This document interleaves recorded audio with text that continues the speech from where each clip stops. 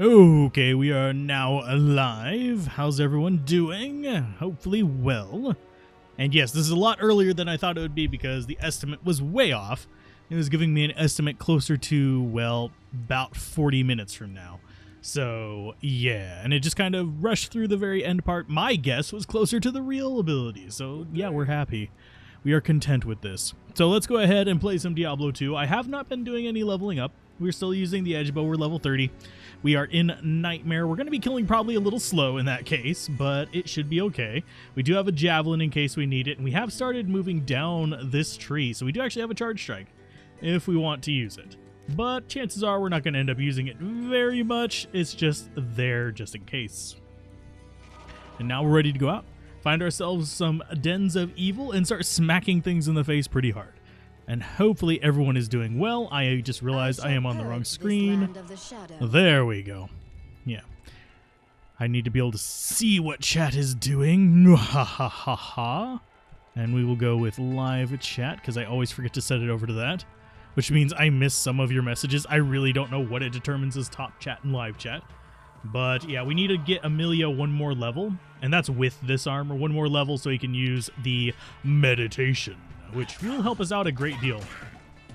Thankfully, being underleveled for Act 1 Nightmare is not a huge travesty, so we should be fine with it.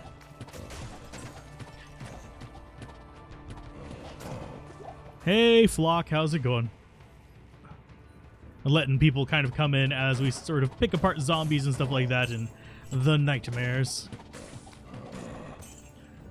And it should get us a little bit of XP as well. Speaking of experience, let's go ahead and grab that and just nuke them all. Yes, and yes, we do actually have mana potions in case we need it, and I am going to be throwing healing potions at little Mr. Happy there. Oh god, they did not work. They did not help. We actually have 2 boss mobs there, which is not helping things out either.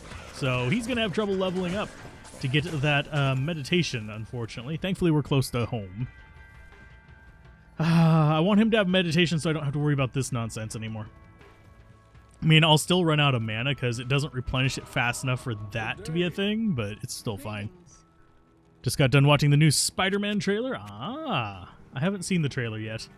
Hopefully it's a good trailer. By the way, how's it going, Cody? Are you enjoying all your Spider-Man related entertainment? There's actually a guy on one of the YouTube's, like, I'm not even sure what I would call it. Basically a YouTuber server who is really into the Spider-Mans. He has launched, he's on his like 9th channel related to that, which is quite a bit. I mean, I don't think I would make 9 channels of the exact same thing, but it's fine. It's 3 a.m. there. Oh, yeah. No spoilers. I probably won't get a chance to watch the trailer. I usually don't watch trailers to begin with, but I generally watch more in the way of actual shows. Because, yeah. But I think the last trailer I watched was the Cowboy Bebop trailer for the Netflix thing. And normally I wouldn't, but someone posted it on a friend's server, and I was like, okay, I'll check it out. See what kind of trouble we're in for, and it wasn't too bad. You offer 1 challenge, use console. I can't afford it on console, my dude. Only using game functions, no third-party app, no console system messaging, just in-game trading. Offer your highest rune to be an Om or Sur and trade for Shaco. I literally cannot afford to get this on console. So I would be fine to critique the console version, but I can't. So also I don't have the latest gen consoles. I do have PS4 and Xbox One. I don't have Xbox Series or PS5. But I sadly cannot do things such as these. As it stands, yeah. Hey, Lamau. Lamau! I could say the entire phrase. I know what each of those mean, but that would be a mouthful, and I'm relaxing. It's late in the evening, and just trying to kill myself some monsters and get myself some experience, maybe get him a level, because he really... Oh, he did level up. Sweet! That means he can equip that crap and keep me from having quite so many mana problems. Personal, there. Into... Da-da-da-da! Yay!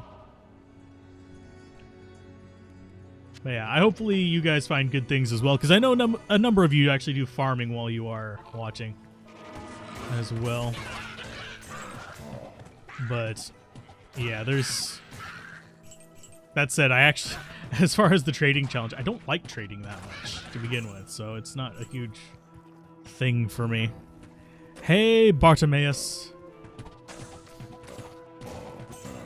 Ah, you like the Sin Guides. I will probably be having another Assassin Guide out probably within the next 2 or 3 weeks. Because our next character is most likely going to be the Martial Arts Assassin. I'm going to have to practice that a little bit because that is not something I've done with a controller yet. So we will be doing it with a controller because that's what everyone said to do it with, to make it fun. Personally, I find this system down here to be absolutely atrocious to do a martial arts character with. A charge assassin, that is.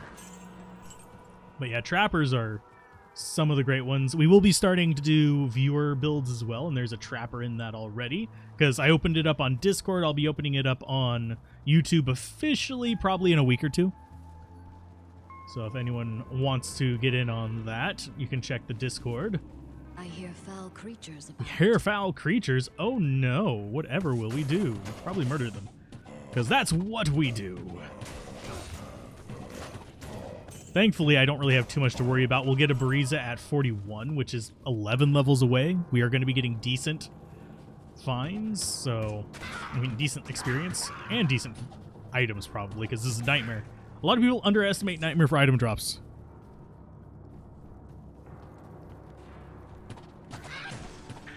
So let's go ahead and take out the Fallen Shamans.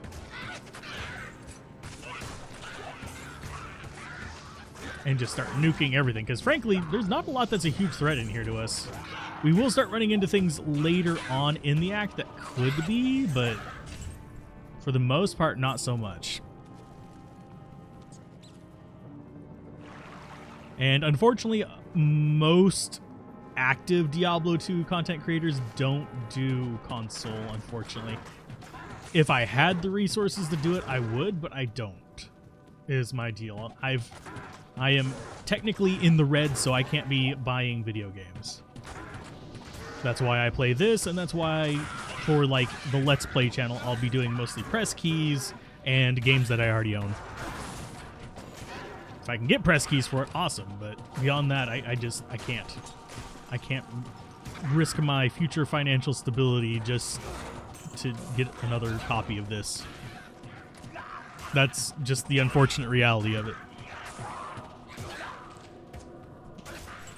We do not get enough monthly on this to afford that currently. So anyway, on the less kind of brusque topics, let's go ahead and murder all these things' faces. Sorry for being a bit of a downer there. But... And yes, he does help us out a little bit with the mana recovery, but not enough to actually just go like full ham with the multi-shot. You can see that we do still run out of mana, just not as quickly. So let's toss that on the ground. Yes, it does top us off just a little bit. But yeah, I'm glad that the guides are helping people. That's kind of the point of them. That's one reason why I tend not to favor bugged guides and stuff like that. Yeah, it's cool. Oh, yay, I can do 1 frame attacks. No, it doesn't matter. 1, that's going to be patched. And 2, frankly, it doesn't really...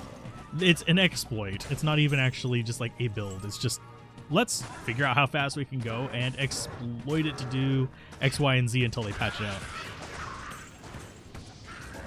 But yeah, I know that the console release was a shit show. There's just... I can't in good conscience do a personal review of it until I've actually tried it, and I can't try it. Hey Andre, how's it going? So let's go ahead, and I think this is our last one. Yay, that's our last enemy. Sweet. Perhaps now the sisters will trust me. So we will grab those. Grab the circlet. Hey, we could do Ort Soul in that if we wanted to. Get ourselves a nice lore.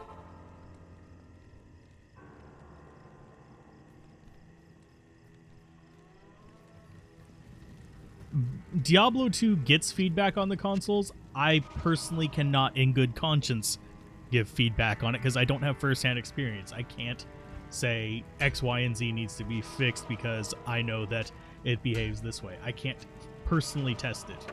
I have to go off of secondhand reports, which is not something that I'm super comfortable with. But let's see. You have some nice Son gear options. I'm doing these as an account solo self-found. I'm not trading. I'm not doing any of that stuff with these characters. We're just going through kind of how you'd go if you were doing this the first time around. How long am I going to rock Saigon's set? Forever.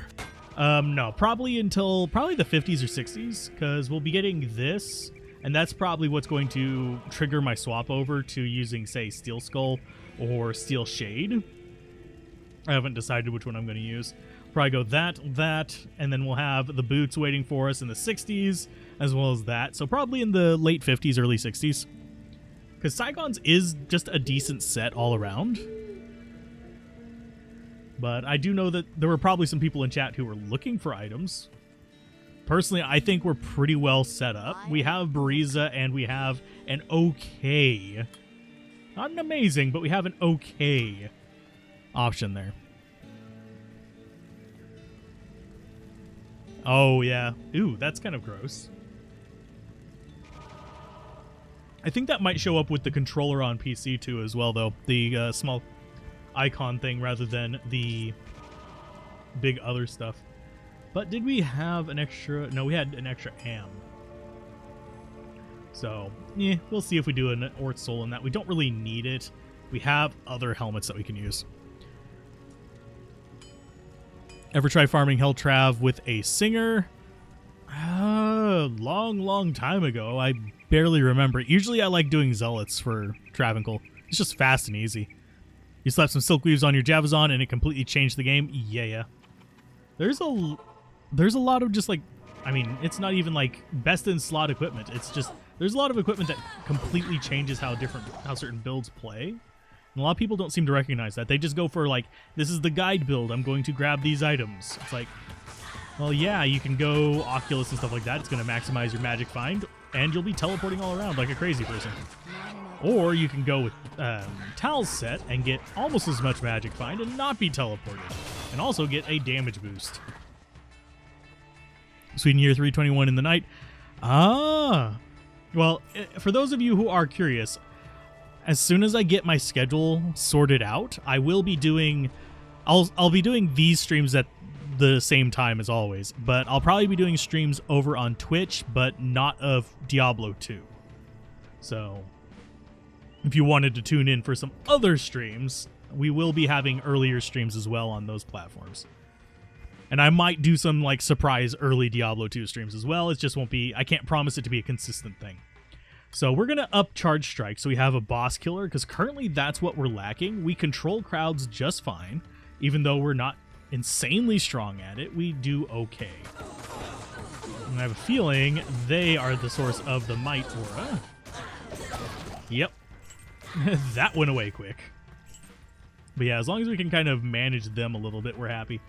So, do we want to bother with... We probably don't want to bother with her. We could. But, by the way, how's it going, Daniel and Spencer? Any advice on how to bypass lightning immunes without an Infinity on a lightning Javazon in Hell difficulty?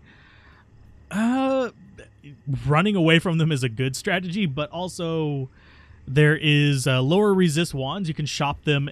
You can shop them in normal. Usually I shop them from Nightmare Drognin.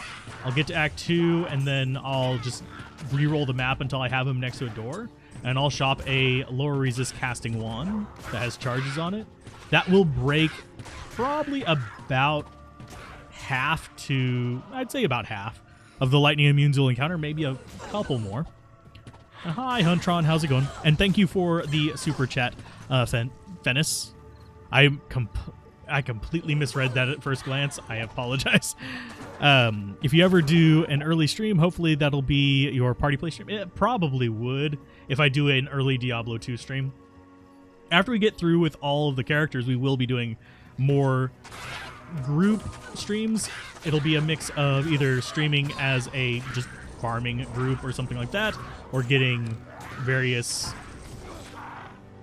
XP and stuff like that, or starting at the very beginning and just having a party of 8. You got a game challenge, take 1 drink every time you TP. Every town portal costs 1 drink. Ugh, I don't have that much alcohol in the house. I'm not a big drinker.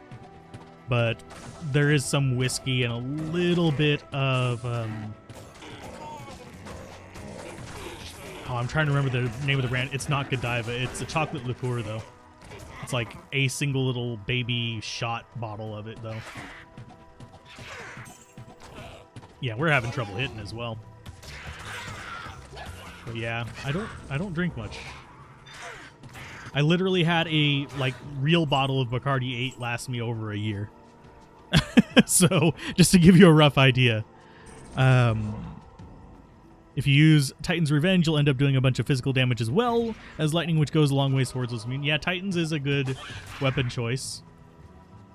We'll actually have a little bit of physical damage with the ethereal javelin that we're going to be using, because we happen to just get one of the crappy every character can use this javelins. We have not gotten a Titans yet on our account, which is fine. I mean, I'm not terribly bothered by this. I don't need it. I've beaten hell with a normal javelin. But it is nice to have better gear. That always helps. You're fine, a bit tired, but manageable. Want to go home and play some D2R. Ah. Oh. I need to get more testing builds done as well, because I have one for... I've already recorded this week's stuff as far as the... say, the build that we're going to be doing this week, releasing tomorrow. I've already done that one. I've already recorded it and uploaded it. We have one planned for next week. I'm hoping they patch the attack speed bug before then, but if they don't, I'll probably still cover it and just bring that up at the beginning of it. You have it all. Oh, you have it already, and on Act 3, the brutes literally one-shot your mercenary with stuns. Ugh. Yeah, brutes can be a little bit tough.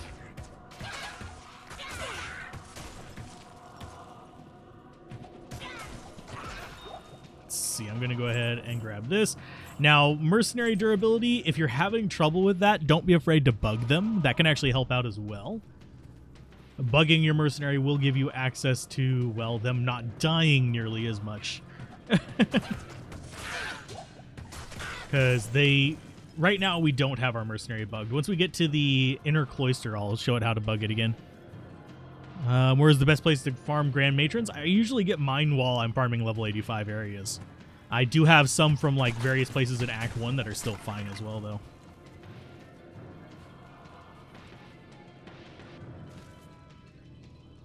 Let's see. I'm reading the chat real quick. Just a moment. Smoked scotch, but you brew your own Highland brew. Drinking games are fun. Played New Horizon today. Smashed it all in 4 hours. Nice. Outriders is still crashing a lot. Aw. That's unfortunate, because that looked like a promising game, albeit a bit grindy. Oh, we got speedies. With an unbugged mercenary is going to be a royal pain in the ass. There we go. He's good. He's fine. Let's go ahead and show that. The bug basically turns your mercenary invisible to the enemies, the melee enemies. It's an old bug that's been around since Lord of Destruction. It still works in this. So basically what you do is whenever we get to Inner Cloister, we can trap him behind a door, and whenever he teleports, he'll try to teleport into the void, which means that he's not going to be considered the closest target. For most of the AIs, they still see him there. They just won't target him because they think he's further away than he is, and they'll target you instead. Ranged enemies have different targeting priorities. That's why they'll actually still target the mercenary. But that's basically how it works. You enjoyed the Axe video. Doom is your favorite rune word. Never made it in Axe, though. Ooh. Yeah, it's pretty fun in an Axe. It's not necessarily the most dangerous rune word, but it's just fun. I enjoy it. Sadly, grief is still like the go-to rune word, period, for pretty much anything. I need to probably make some axe builds just to kind of like show off that they can still be good. And also I need to do a champion axe build. Treachery and Vampire Gaze will keep your mercenary alive. If you're rich, try Fortitude. Honestly, Fortitude is not terrible to get the stuff for. The low rune is a bit hard, but you just need the one. All the rest of the runes are relatively easy to get, like Dole and stuff are just simple. Low is going to be a matter of luck. Fun is the most important aspect. Exactly. That's what I hope people remember with tomorrow's build. Because, frankly, it's not as good as some zealots and stuff like that. And he needs to... Oh, he's going to die. He's going to die. Oh, no. Yep, he died. Because I didn't pay attention to my mana. Let's kill your little friend first. Kill this one next. We do have actually a Ravenfrost, so we should be okay there. And you need to be just a dead little bastard. Thank you. Let's go revive him again. But yeah, a lot of people think that whenever I was doing all my grinding for that crap ton of stuff, that I was just going through and just doing the most efficient things. I was doing it more efficient than I usually do, but most of my stuff is found just testing builds, if you guys are really curious. All the gameplay footage you see in the background of build videos is from me just giving them a good 2 or 3 hours of just running around that difficulty and seeing what they can do, seeing where they struggle, seeing what they do well with, and just going with it. So that's kind of my testing methodology, is I go everywhere I feel like going in hell difficulty. And yeah, there are going to be areas that the builds struggle with, but it's not that big of a deal. Just mention them in the video. Although lately we've been running across them not struggling with anything, so tomorrow's did not struggle. TP, take a drink. I do not think I would be able to do a drinking stream, though. Like, personally. I mean, I don't mind people drinking to my stream. If you want to do a drinking game, that's fine. I don't endorse minors drinking, because that would be against terms of service. But you do you, just don't tell me about it. Trying to think what else. I need to stop umming a little bit. I've not caffeinated properly, so my brain is slightly foggy. There we go. Let's grab those, and we'll continue on down. I just want the money. I want the items. We're looking good. Treachery's not a bad idea. You got to Talrosh's helm. Hey! Yeah, Treachery is really nice whenever you can get that fade to, like, proc. Until then, it's just good for the attack speed, but once you get that fade going, it does basically make you nigh on immortal. So... And it also reduces the length of curses, which is a lovely boon. I wish there was a cleansing mercenary. I would actually use a cleansing mercenary way more than a prayer mercenary. Of course, that's probably because cleansing gets the healing bonus from prayer. Go ahead and finish them off. Of course, I don't think... If they made a mercenary with cleansing, I doubt that they would actually include prayer as a known skill for it. Oh, I know how to feed him potions. I am well aware of that. I have fed him potions many a time. Not enough mana. Let's be real, most people playing D2R are 30 plus. For the most part, yes. I have been running across a number of younger individuals, and fun fact, the actual average age of viewers on the channel has gone down since the release of D2R, for those of you that are curious. You found Bozon to be the toughest character to level solo, at least until level 40. If you have, like, basic gear like we have here, which is just Saigons. Saigons with just whatever bow we can find at the time. it's not too bad. It does run into an issue of you are going to be running out of mana like a crazy person, especially if you're not going elemental arrows. Oh, I know where the exit is. Hi, guys. I see arrows. There they are. This game is still way darker than it needs to be. Let's see. What aura should you go for on the Jabazon? Probably...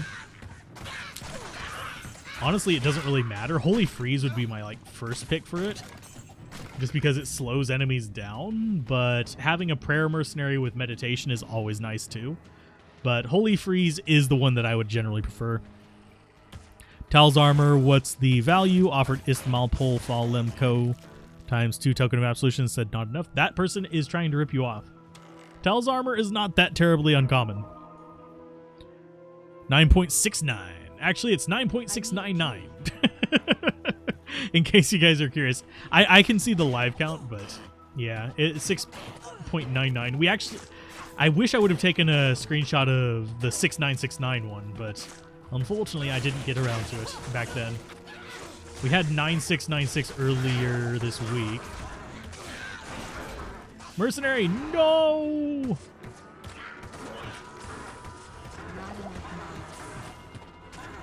Yeah, I knew he was going to die, but I really didn't want to encounter the bloody tree head before... bite me, bite me, bite me. I really don't like these guys because they're extra freaking fast. But we will get away from them. I want to find the waypoint so I can get Mercenary back for this. Oh, hey, waypoint. Hi. Almost at 10K. Yes, I do actually have a post coming up. Not to... Actually, it might be tomorrow. Let's see. Tomorrow's Tuesday. Tomorrow's Wednesday, so we have the Amazon releasing tomorrow. I think I have the poll for that for the subscriber count thing on Friday. Because in case you guys are wondering, I actually do schedule the polls. Because it makes my life a little bit easier. I still look at all the responses and stuff like that. I don't always get around to responding to them, because those usually do get into some long debates. But I usually still read them. Okay. What's a great bow that I'll reasonably find on this playthrough? We found it on our... I can't remember whether it was the Necromancer or the Druid that we found the Bariza. But you can find... There's a lot of decent ones. We're using an Edge right now. Harmony's relatively cheap to make. So there are good options to kind of go with that don't require a lot of work, but we have this waiting for us. Do the polls help me in the algorithm? Yes and no. They don't work the same way they used to.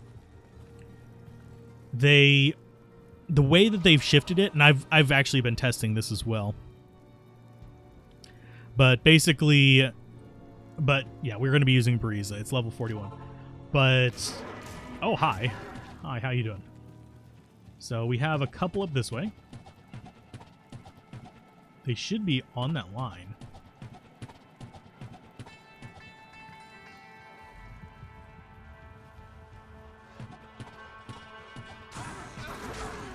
There's one down. Okay, so you by yourself, I think I can almost handle that. Nice. Sorry for getting distracted there, but as far as how it helps with the algorithm, it's kind of a yes and no. Before, basically it counted as generic engagement, so if you answered a poll, you'd see my videos more. But the way it works now, it seems like they've basically treated it kind of how they treat shorts, where it's its own separate ecosystem to an extent. Basically, you end up with a situation where if people interact with your polls, they start seeing more polls. If they interact with your channel, they'll see the posts more, but they won't necessarily see your videos more unless they interact with the videos more. It's kind of a weird thing. But yeah, it's hard to be consistent on YouTube. I am working on getting the Let's Play channel running smoothly. I have started cross-posting the videos because I've changed how I record the audio. That's why you may notice a slight difference in the audio. I've changed how I record that so I can actually do videos to a uncommentated channel as well for people who just want footage. for the most part, I'm okay with people using that footage to like make other videos as long as they credit me. That's one reason for that channel, because a lot of people were asking me for footage. I was like, sorry. Or giving them the commentated footage. So I'm putting it there as kind of like a backup thing for that. I'll probably end up putting a specific post on there saying, hey, if you want to use the footage, just give me credit. Link back to blah, blah, blah.alzorath.com. Let's see. Worth and value of items change so much, it's hard to say what something is actually worth. Exactly. And there's also a lot of other factors involved in the trading value, so it's kind of a pain in the butt. But yeah, I'm trying to get the Let's Play channel up. I will be doing the art channel as well fairly soon again, trying to get that going. I am going to be doing some merchandise for this channel. For those of you that are curious, I'm still debating what to make, because I'd rather people get value with it rather than just be like, hey, here's some money. Thanks for making videos. I'd rather be like, hey, you want a t-shirt? Money is made up, so are the values of items. They're not really set. As we get further in, you're going to see certain things devalue and certain things grow in value. Especially with when videos come out. Like if a video saying this item is the best, like Grief got that treatment for a little bit, you'll see the value of it escalate because more people want it. Personally, my approach to trading is literally, if I need X, what am I willing to give to get X? That has always been my trading principles. If people are like, oh, you got ripped off, you could have gotten X, Y, and Z for what you traded. I don't care. I got what was valuable for me for something that was not as valuable for me. Is that necessarily the best plan? Not always, but it works, and it keeps me from having that buyer's remorse. And would I trade a bunch for a Tal's armor? Probably not. I don't play Sorceress enough to really care. I've taken one to level 98. You have a Werewolf Druid and found a Summoning Skiller. Is that worth holding on to if I'm only using the Heart of Wolverine? Druid Summoning Skillers are not really worth a lot unless you are doing stuff with spirits.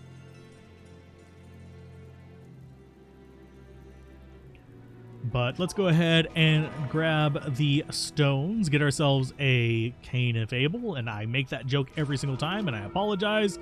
Someone's probably going to want to shank me in the future for it, but it's okay. I do like the look of this now. But yeah, whenever the ladder starts, you'll be seeing things have a similar inflation to the very beginning of D2R being released as well. You might even see it a little bit higher.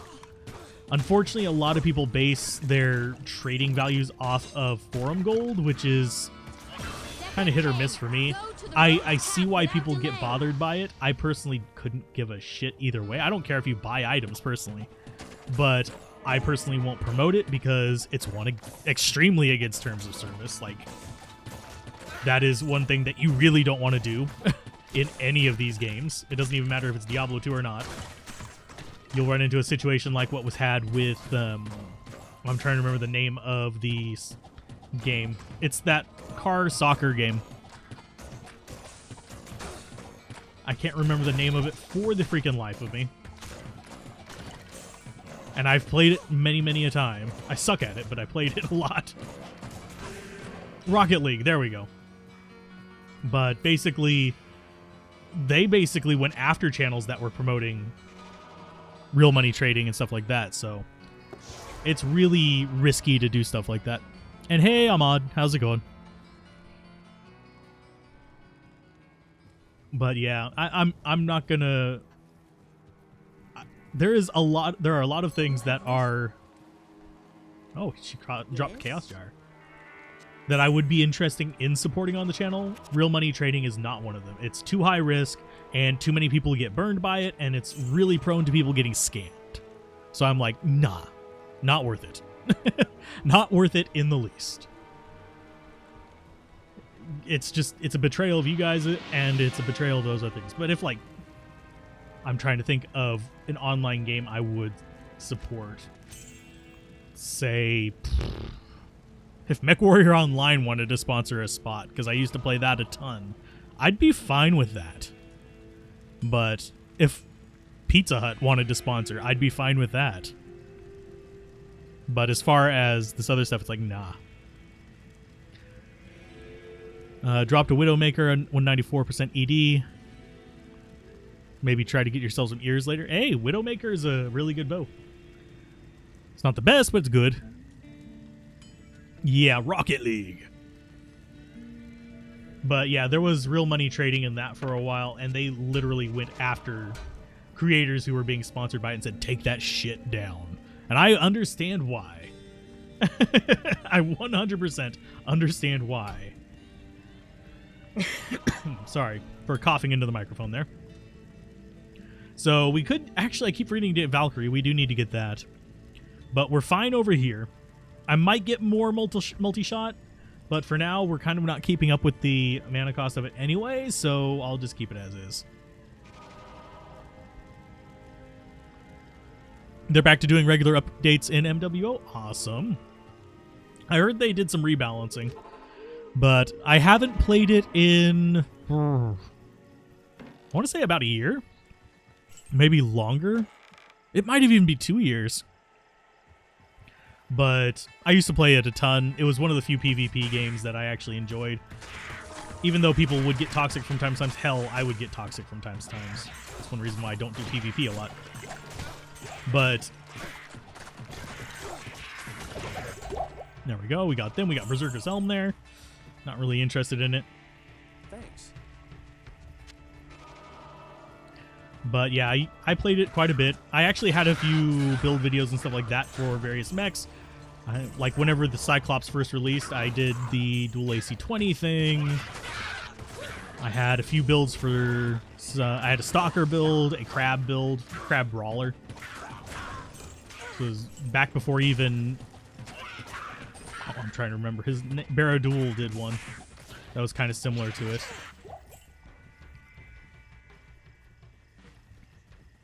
I wouldn't say I'm quite like an amazing artist. I'm an okay artist. I mean, I have been years without practice, so I have to dust the rust off. But I will be trying to do some stuff. I'm debating whether to do like mugs or whether I want to do posters or stuff like that, or a mix. But we'll see. Do you think they'll change how Annihilus charms are gotten, especially on console? Honestly, I don't think they'll change it. I do have a way that I think they should do it, and there will be people who will be pissed off at this idea. But I honestly, in my opinion, they should make it so that it doesn't matter if it's online or offline. If you sell a Stone of Jordan in your game, it spawns a Diablo clone thing. That's what I think should happen. Make it like the single-player version. Don't make it this, you have to trace down what IP everybody's selling it on, do these coordinated effort things to sniff out. No, just make it so you sell one in-game, and it can spawn. Maybe have a random chance with the stone, like the clicky stone in chat. Maybe have a random chance of that affecting just a random IP to give you a chance at spawning it out of the blue just to catch people off guard. Go to Mephisto, blasted him in like 10 seconds. A brute is harder than Mephisto. Yeah. That, especially with Charge Strike, that is 100% true. Charge Strike is an amazing boss killer and is something that I will almost constantly be driving home. Charge Strike is an amazing skill. It's one of the best Amazon skills in the game. And I don't think people quite realize that. The amount of sheer damage it can put out is just insane. And I think people, they've come around to like recognizing it, but they still don't fully recognize just how crazy it can be. You put 5 Shale in a Rune Master for a Fury Druid. It's kind of funny. Also tried 6 Shale Phase Blade, but Rune Master felt better. Oh, yeah. I wouldn't waste too many resources on it, but until they fix the bug, that is kind of a fun thing to do. That said, I am not going to do builds explicitly around exploiting that bug. I don't want to. One, I'd have to redo the guides. I said my 10 cents on it. with the video on the book. Ladder reset. New rune words added. What rune word are you creating? Have they said which rune? I don't know if they've actually said if they're giving specific rune words. If I was going to make a rune word from scratch, I'd probably be making some mid-tier rune words or some class-specific items. I'd probably make an orb rune word or a necro head-specific rune word, because we already have a paladin shield-specific one. If it really counts the... I know what the original purpose of it was, of the event costing Stones of Jordan, is just to get rid of all the dupes, but people would still dupe even more. If you're a druid, JoJo, because the broken attack speeds. Ha ha ha ha. That's true of most anime, but JoJo is kind of hilarious about it.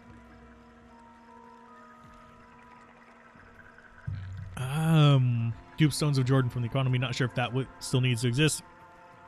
It doesn't need to exist as much as it did. Eventually it will. I can guarantee you there will be duping in this. There will be botting. There already is botting, but I'm not going to get into that too much. And no, I don't participate in it. I don't condone it. If it was offline, it wouldn't bother me. Online, it does bother me a little bit. It bothers me more than people doing real money trading even for people to bot, because that takes server resources.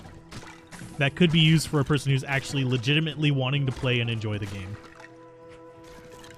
That does impact someone else's ability to enjoy the game. Especially whenever the queue system was going.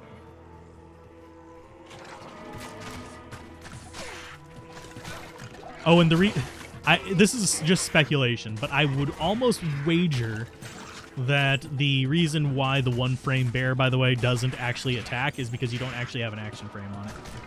It's so fast that the action frame, because if you notice, I'm going to stop moving for a second now. If you watch, whenever we go to shoot, we raise up the bow and then we shoot at a specific point and then we have a downswing animation.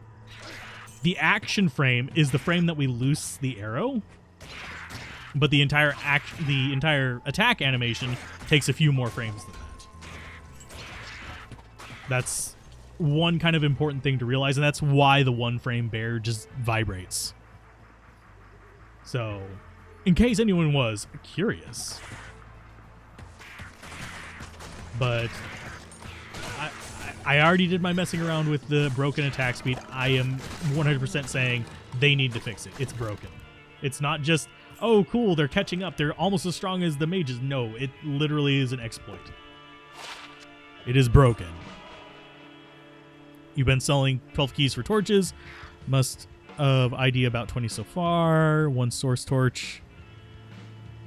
Yeah, Open Battle.net was interesting. I didn't get on it very often, but... Oh, let's see. When am I expecting the ladder season to start? I honestly don't know. I wouldn't be surprised if it was mid-December. Judging by Blizzard's tone-deaf behavior at times, I wouldn't be surprised if it was mid-December. That's just my thought. You have a question about ladder and non-ladder gameplay? Shoot. Go for it.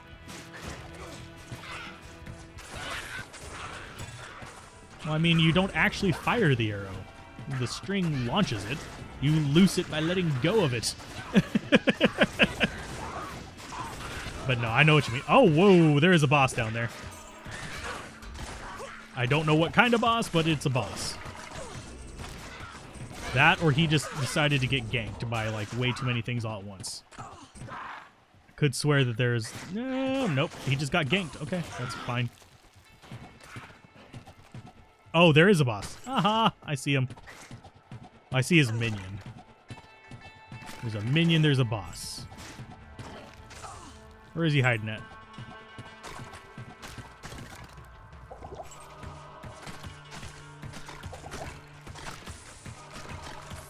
Oh, stone skin. That sucks. Not enough mana. Sorry, I'm slightly distracted by this guy. 1 second and I'll read chat. There we go. I used way too many Bandit potions on that. And I don't need a brand of stock. Another TP for those of you doing Trey's little challenge. Do you keep items from non-ladder characters and can you use them to trade in ladder games? No. The way ladder works, ladder is its own little bubble. And whenever ladders start, they basically say, I am starting a ladder character. This character is isolated from the rest of the server. It is only available on that season's ladder, and you play through it with that character. And whenever that ladder season ends, every character in that bubble pops and becomes normal. So after you leave the ladder, you are able to transfer stuff between them. But until then, it's there. Separate item stash. No, you can't trade into ladder. You can't trade into ladder legally. Emilio is just suicidal like all G2 mercenaries. Yup, he really is. Hey, Lapao. How's it going? And let's go ahead and... yeah, we have 9 more levels. I'm counting them down. I 100% want to use that bloody thing. The Bariza. Mercenary, where the godforsaken hell are you going?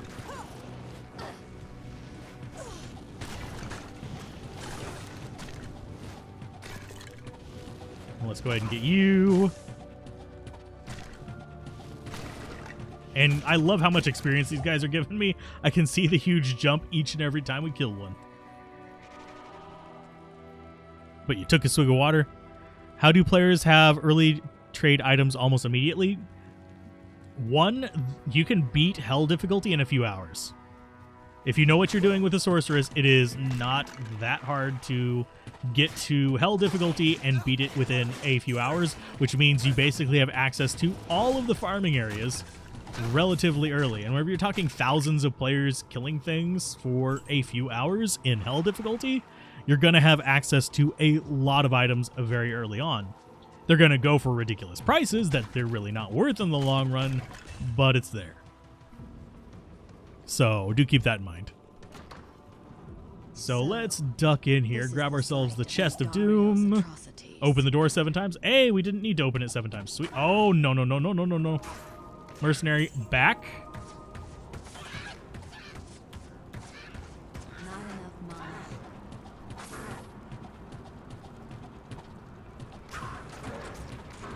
Okay, I want them on the mercenary.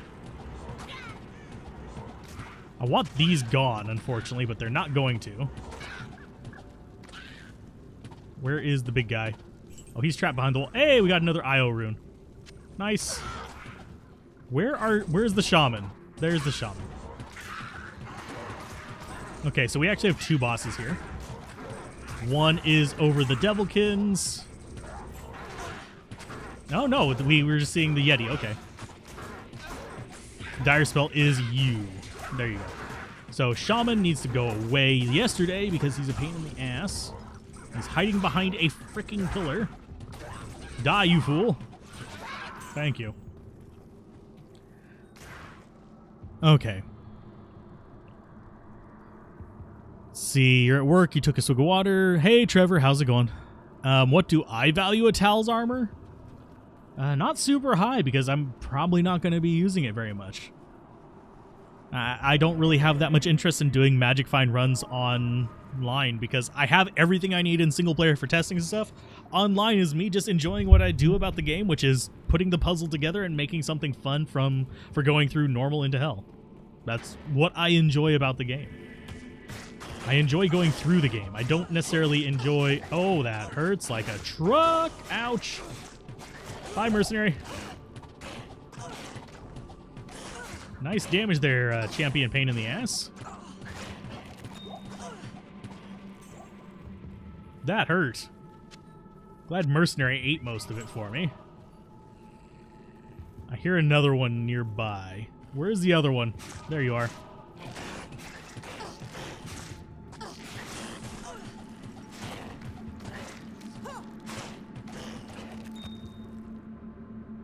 Not getting a lot of the other stuff.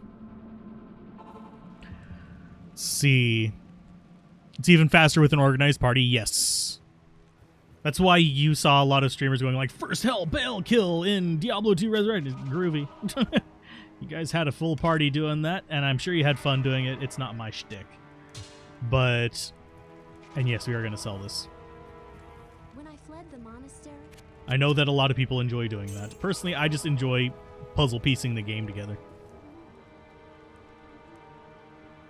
Do characters hold better magic find over another from the start, i.e. source over druid? No, they don't really have better magic find. They just have better ability to access magic finding areas. Bozan is your favorite character now. You got a level 91 at the moment. Yay.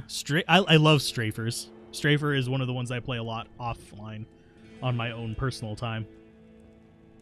Yes, I play off camera. I know that probably surprises a few people. I don't always play to record. Will I respec to Javazon? We are going hybrid. Believe it or not. We're actually doing multi-shot. We're going to do multi-shot with Bariza, and we're going to have the... Yeah, we should be fine. We're doing multi-shot with Bariza, and we'll be going with a charge strike with the ghost, whatever thingies. The ghost javelins. What is the strongest Boazon build specifically? Oh, that honestly, a strafe slash Frost Maiden hybrid would probably be the strongest. With, of course, you'd want a Valkyrie, but that would probably be the strongest in my opinion. It's still not as fast as other Magic Find builds. It's not as fast as other Javazon builds or anything. It's just fun. And it can do Chaos Sanctuary, unlike a lot of other builds that are known for their Magic Find. A lot of those actually struggle with Chaos Sanctuary, and Chaos Sanctuary is one of my favorite places to farm, so that you might see that coloring my opinions. And I don't mind doing Travancore either, and that's another one she does fairly well at. Have you tried a Jav Freeze Arrow build? Not a huge fan of it because it takes so many points. Because if you do Jab Freeze Arrow, you're actually going to go... If you're going to do it smart, you're actually going to do Poison Ice, which is going to be Plague Javelin, Poison Javelin, and then your cold stuff, which is most of your points, and you're going to get a Valkyrie. A lot of people, whenever they hear Javelin and Cold Arrow, they're thinking Lightning Javelin with Cold Arrow, which is not very good. You don't have enough points to really make it worthwhile. You're going multi-strafe with Wind Force and Faith on Mercenary. Nice. Get all that attack speed and all that knockback. I cannot wait to have knockback myself. Hi. No, you fool. There you go. So we got another level up. And yes, we are just dumping strength because we need it for Bariza. So we should have enough fairly soon. You've been doing Frost Maiden Boazon, thinking of respecing into multi-strafe. Yeah, Frost Maiden is fun. It takes a lot of mana. That's why you need a meditation mercenary for it. You basically, your mercenary is basically like the Blizzard Sorceress mercenary. Not necessarily superfluous, but used as a mana potion.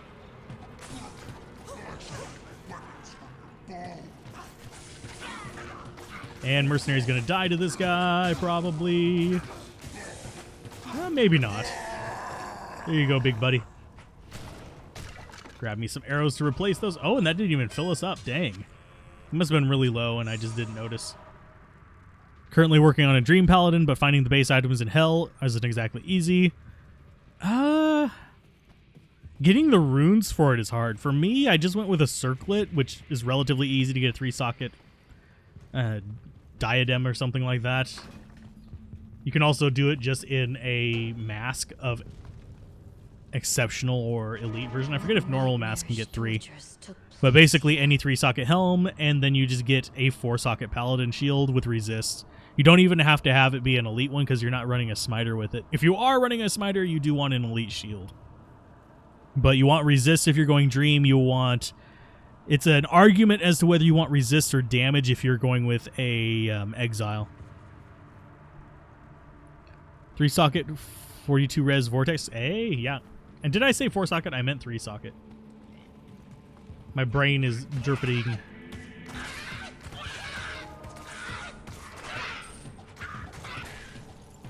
That said, I do need to make some more dreams in single player. So I can actually, you know, have multiple characters equipped. Currently, I'm still transferring stuff over, for those of you that are curious.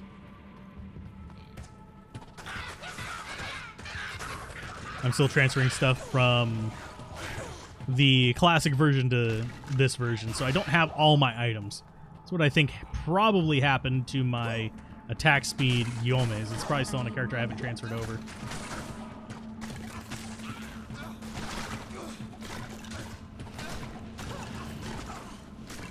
I just don't want to end up with like duplicated items. Thankfully, the Go Mule is pretty good about getting rid of those. Mercenary, please don't die. Ouch. Stop it. I can't equip Ravenfrost yet. Thank you. Let's go mana potion, healing potion. We should probably check that. It's probably not replenishing quantity, but we can check. And it's garbage. Oh, let's see. Argument for Dual Dream? I do run Dual Dream. But the argument is for Exile, as far as shields go. Like, the bases you're looking for in Paladin shields are very kind of not super specific. You only got 3 built characters: Trapsin, Lightning Orb Source, Fury Druid, awaiting Pally Gear, still for an Uber Smiter in the near future. Yeah, you can probably make a cheap Smiter if you need it for Ubers.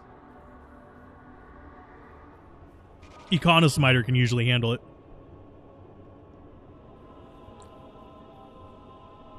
Let's see. What's a good base for Treachery? Whatever you can equip. It's relatively cheap to make. Generally, I just go for whatever good armor I can find. I'm usually not too picky about that kind of stuff.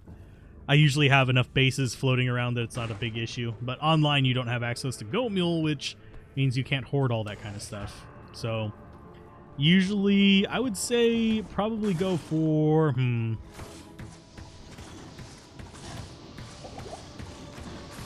Trying to think what I would actually recommend going for on that. Probably a... And Mercenary, yep, Mercenary's gonna die. Because he's a dingus and just won't back off. There you go, good sir. Oh, chain gloves. I am overburdened. Seriously? Fight me. Are they any good? Not really. You're off tomorrow? Message. I won't say that one out loud. Of course, they can look at the chat on there, but I do appreciate that name. That is kind of a cool sounding name. Emilio will eventually be replaced, by the way. Curious question. Are you in touch with other creators? If so, ask them to invest in console version. I don't have direct contact with any of the other, like... I don't have direct contact with the other Diablo 2 creators. I have passing contact with them just because of mutual communities, but I don't have, like...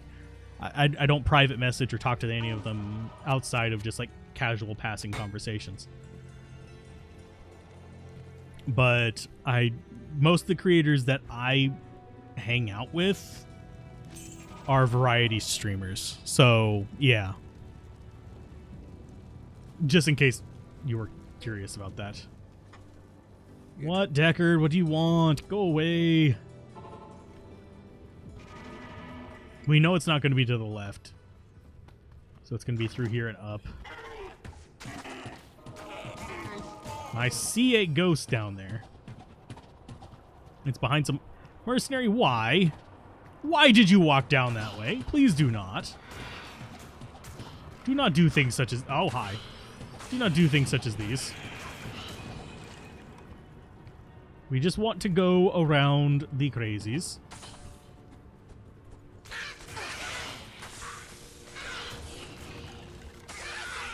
As you can see, Charge Strike. Actually halfway decent. So let's see. Yes, we want to keep going up. Go through there, go through there.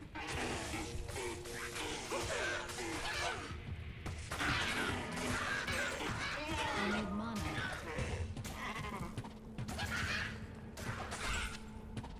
I did not need that bone helm. Sorry. Okay. Hey, Mocha, how's it going? Hopefully well. I know you said you had to go to work today. I'm sorry. Hopefully work doesn't go too bad. But yes, consoles do need representation. It's just... It's hard to justify that cost of going on multi-platforms. A lot of people I've seen going on multi-platforms are people that don't stream, weirdly enough. And if you do want to grow and be like the representative of consoles, that is actually a fairly open opportunity as far as what I can tell. So that would be like grounds to possibly consider expanding in. Because I know a few of you actually stream and stuff. If you want strategies or something like that for it. Mercenary, please don't be a dingus. For the love of God. Think the TP game is too slow, missing your drink. I mean, we used one just a minute ago. To revive the mercenary. Let's see. Oh, hi. So we'll come in here, we'll grab this gold. Mainly we're just needing to get our gold back up just in case mercenary decides to kamikaze again. And that's going to be our exit right there. It's the right orientation and everything. I have noticed that D2R has a little bit more tendency to have the jitters. Old school gaming stuff. I think he's PC.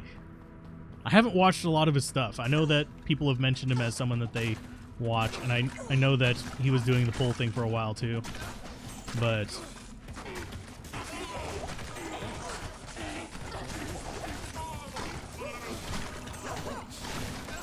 mercenary, stop dying. And you stop shooting me in the ass.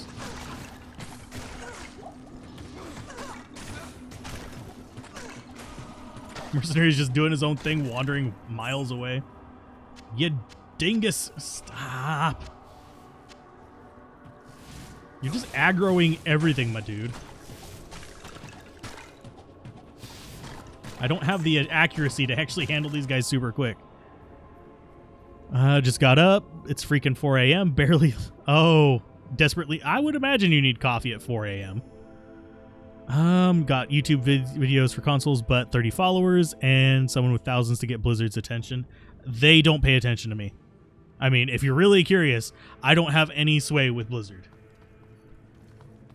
I critique Blizzard a little too much for them to actually care what I think. They actually contacted people smaller than me for Diablo 2 stuff, so that tells you the relationship I have with them.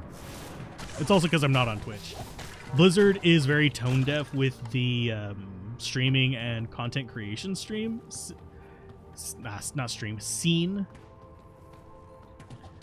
Just because they tend to fire anybody who doesn't align with their ass backwards, I'm an old white guy mentality.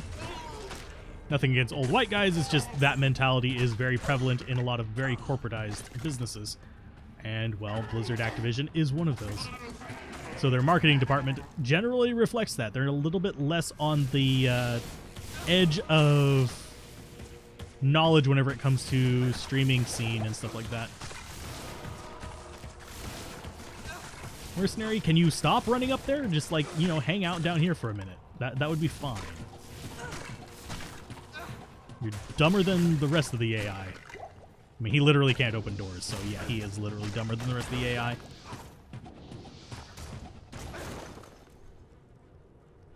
Let's see. You're about to give up this game. It's too hard to decide what crap to keep, and looking at a whole page of rings makes you feel sick.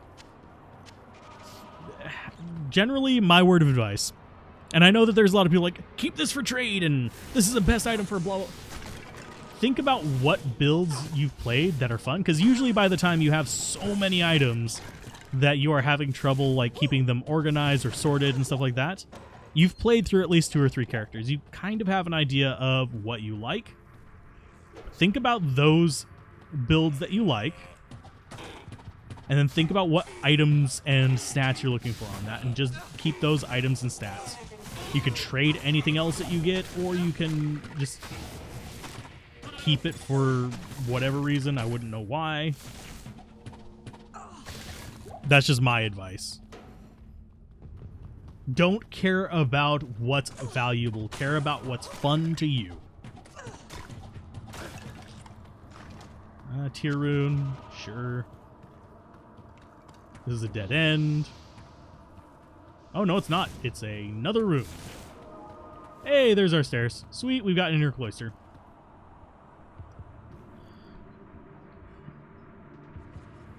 Blizzard's been behind the times for a while now. I mean, they've been kind of under the thumb of pain for... God, I'm trying to think how many years. It was in the Vivendi days.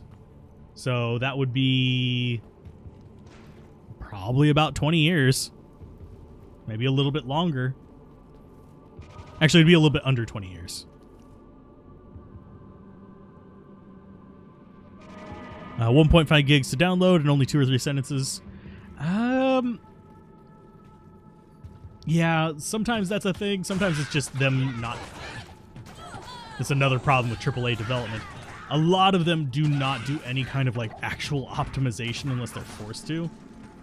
So usually you're just downloading a massive file of things that you already have. In a lot of those cases, it's not really 1.5 gigs of actual changes. It's stupid, but it happens. It's one reason why some games you need like a 200 gig hard drive just to freaking update.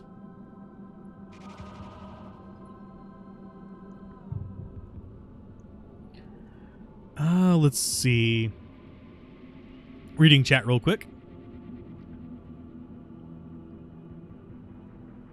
But yeah, Blizzard, their marketing, they've always been hostile to their marketing team, which is really stupid. Especially ever since their esports division started being a little less prominent. And it started getting replaced by League of Legends and stuff. Let's see.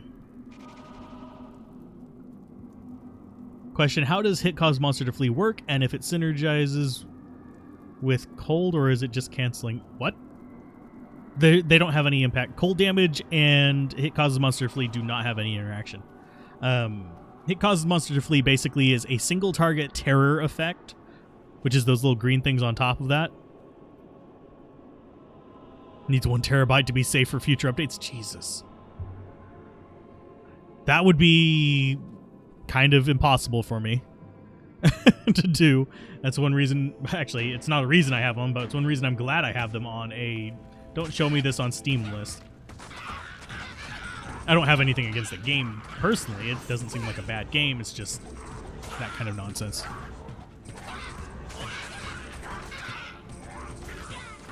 Do I recommend any D2R communities? To new players, they're fine.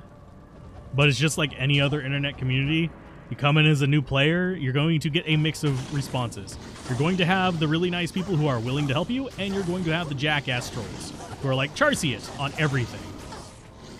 If you ever see someone saying Charcy it to everybody who asks if something's good or not, don't pay attention to them. Oh, on Facebook, I've joined one of their Discords after being invited by a friend, but other than that, I'm not super active on Facebook. Otherwise, that would be an okay way to like learn about stuff, I guess.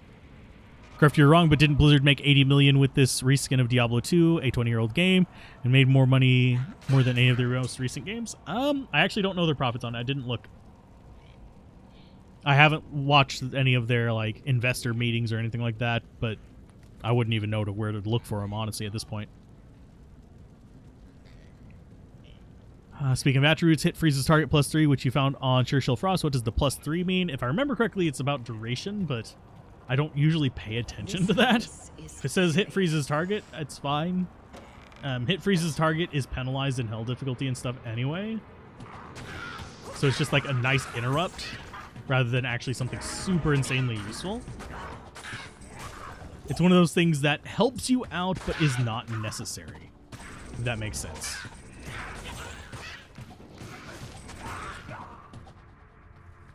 If you freeze a monster, will it remove flee?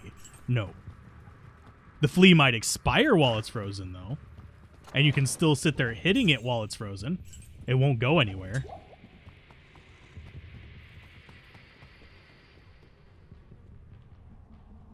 As far as my thoughts on the reskin, I think it's a good remaster. I do think that they did a fairly good job. There's bugs, there's issues. It's not actually, despite what they said, I can guarantee you it's not entirely, oh, just the base game running under the hood. No, I've been saying it since the beginning. That's not what's happening with this. They're going to have to change things to get it to work with the system. Ow. Can you guys not be jerks?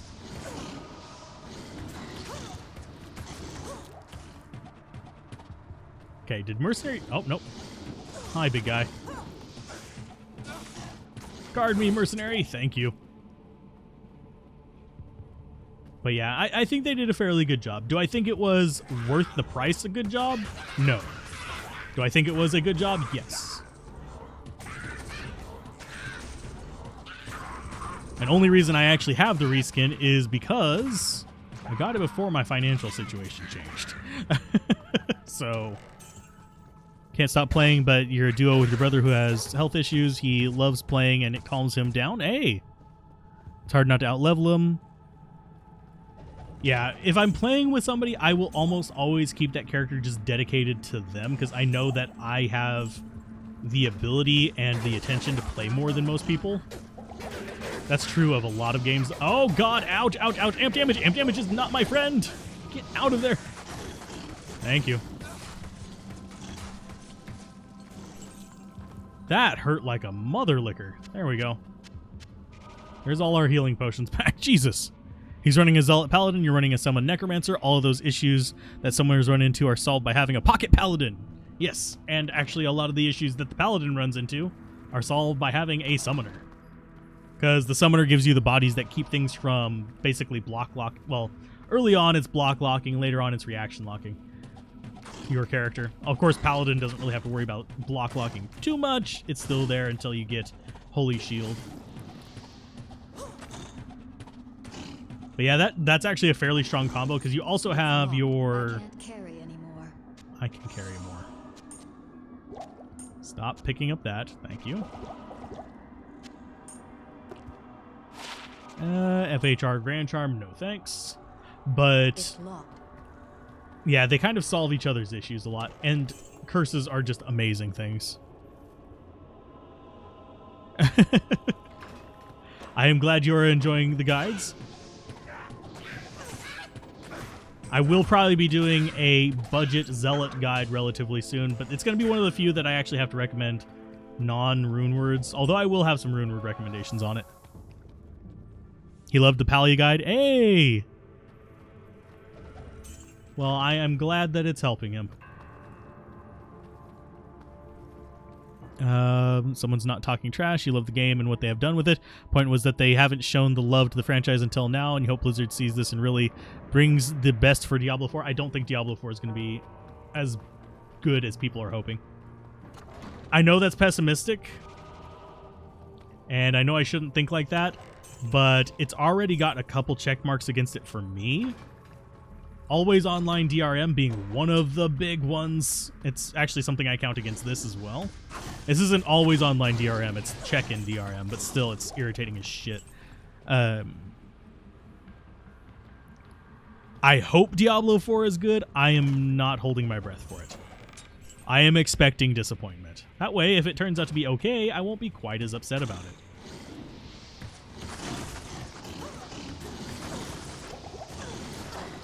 Jeez.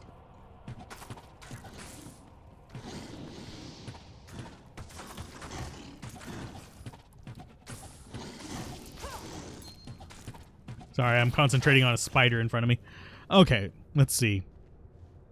Your biggest concern for Diablo 4 is that they focus so much on being grimdark that they forget that Diablo 2 also has a glimmer of hope. All the Diablos have a glimmer of hope. Diablo 3 has a whole, like, candy-coated paint job of it. But yeah, I don't think it's going to be a god-awful, terrible cluster F of a game. I also don't think it's going to be as good as people are hoping. I don't think it's going to save the series or change the series in any drastic, like, super insane way, but I think it's going to be good enough. It's going to have always online DRM. It's going to be good enough. It's going to be better than Diablo 3, probably about on par with Diablo 1 as far as my opinions go. That's my anticipation. Let's see. Where is our waypoint? Jeebus. And our mercenary is too far away to actually even give us an aura. I need mana.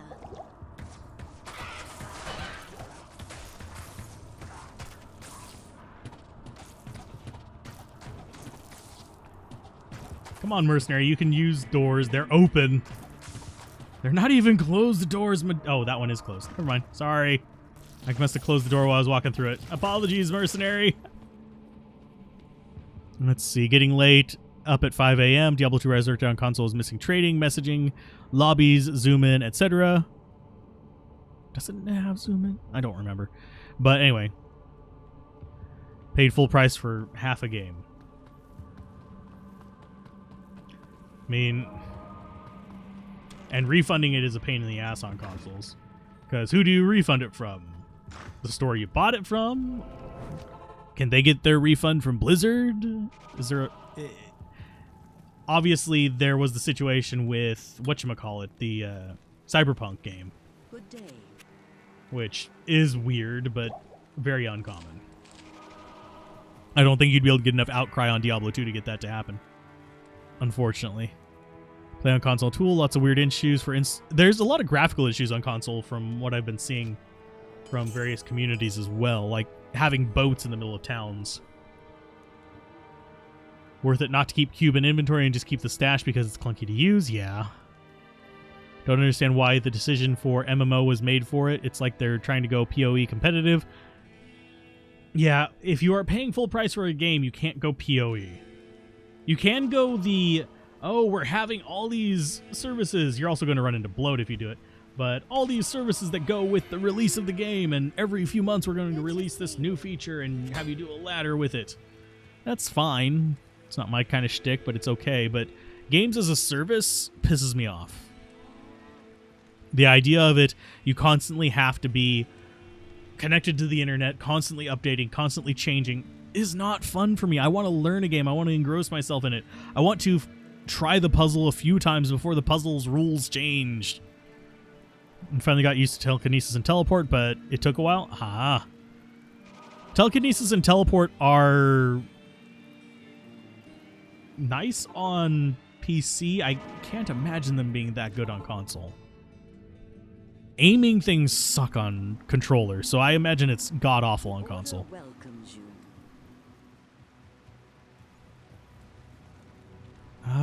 Let's see. Treya doesn't matter. Oh, Treachery doesn't matter since it has no enhanced defense, and you want the mercenary to get hit to proc fade. It's just a matter of just fashion for me, usually.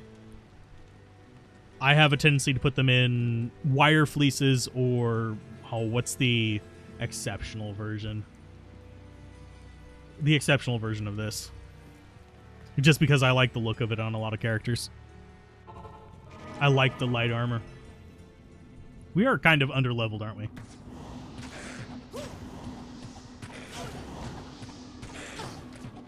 You can also proc fade on just like having them stand on fires and stuff like that. It doesn't require a physical hit. It just requires damage hit kind of thing. What is our chance hit? Like 30%? Nope, 74. Still horrible.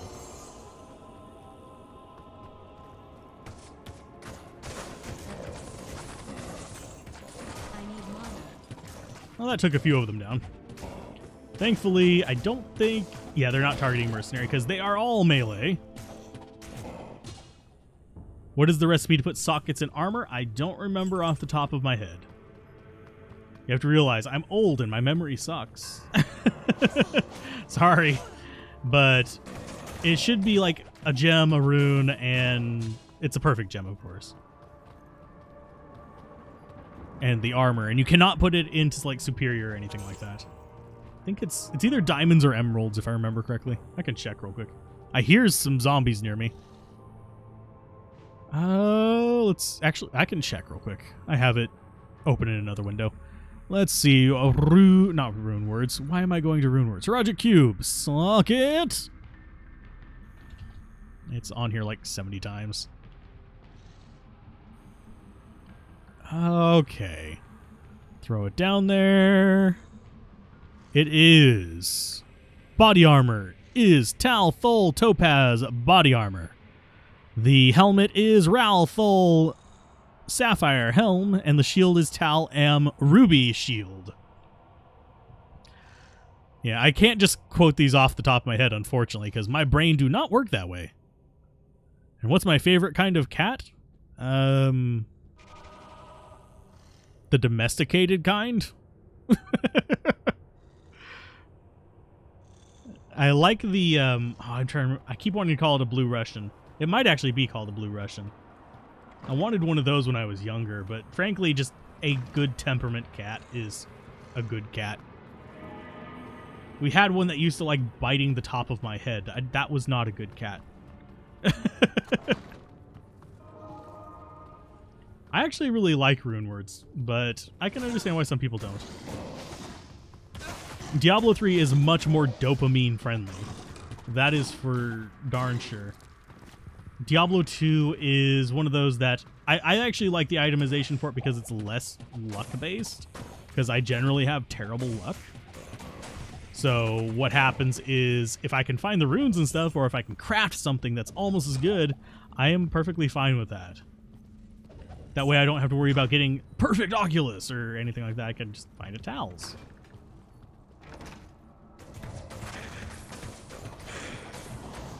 Yeah, Ariat Summit is the best place to go looking for crafting recipes or for rune words or anything like that. You can pretty much guarantee that it actually knows what it's talking about.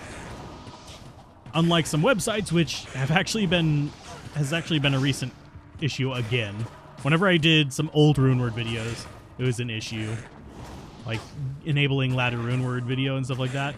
People would go to those websites and find the removed rune words and be like, oh, I can use this one, or go and find ones that are just like specific to mods and wonder why they don't work. It has to be the ones listed on Ariat.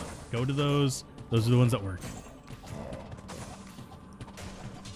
Whenever I want to see a cool Boazon build, we actually have, if you're on the Discord, there's on the Diablo 2 builds thing on the Discord, I have opened it up to builds that we will be doing test runs on, maybe even guides on to improve them if it's like a mid-level build that needs some tweaks or anything like that, but just test runs of viewer builds. What's special about the Boazon that you're using? Because I've run strafers, I've run mage zons, which is both elements, I've run fire Boazons, I've run cold Boazons. I don't think there's a bow build that I haven't tried.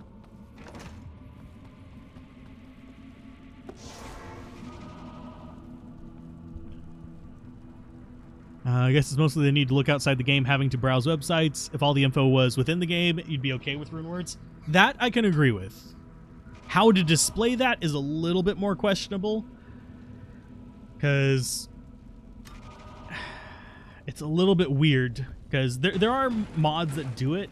All of it's been kind of clunky, but it's definitely something that should be addressed in game. Yes, I agree with that. You're first introduced to the concept of rune words. If you're playing through without outside influences, you're actually first addressed with it in Act 5 whenever you get the runes from I keep wanting to call him Quetzalcoatl, but that's not his name. Qualkek.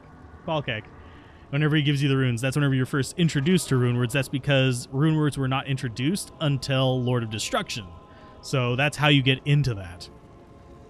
And that's one of the reasons why it's not introduced until Act 5. Even though you do get runes before then now, it's just, that's when they decided to toss it in. It's understandable. But honestly, I would have either done something with Cain to introduce it or something like that. Make it something you could interact with. Yeah, Book of Lore, or even just like, these are the rune words you can make with this rune. And then whenever you hover over them, it gives you another little list. Doesn't even have to necessarily be in a book.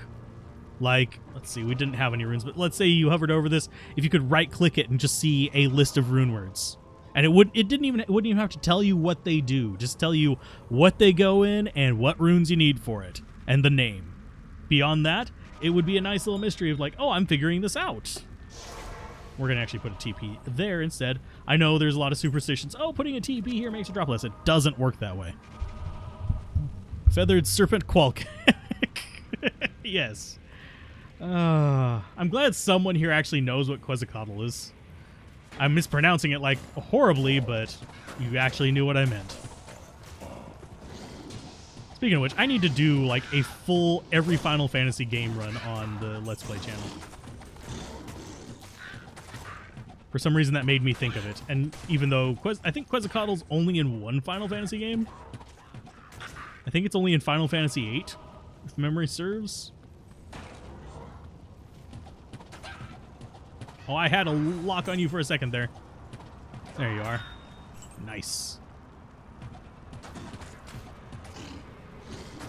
Hopefully that didn't aggro her, you going charging up there like a nincompoop. So let's see.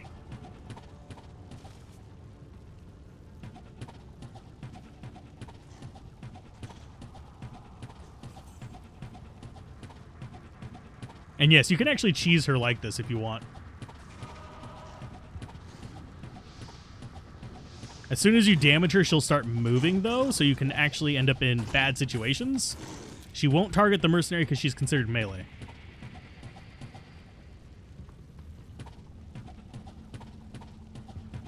Let's see. Which way are you hiding, Andariel?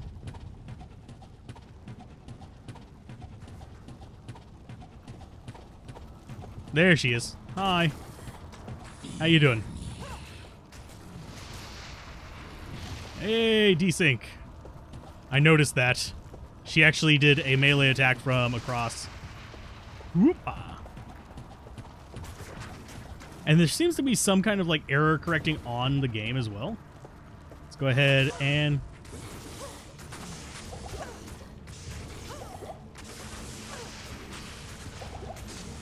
We probably should have actually done some antidote potions as well, but this is fine. I need to back off. Okay, backing off for a little bit, letting my healing go in. Mercenary's doing his own little thing. Let's go ahead and set healing up. Aw, she's not poisoning me fast enough. No! There you go.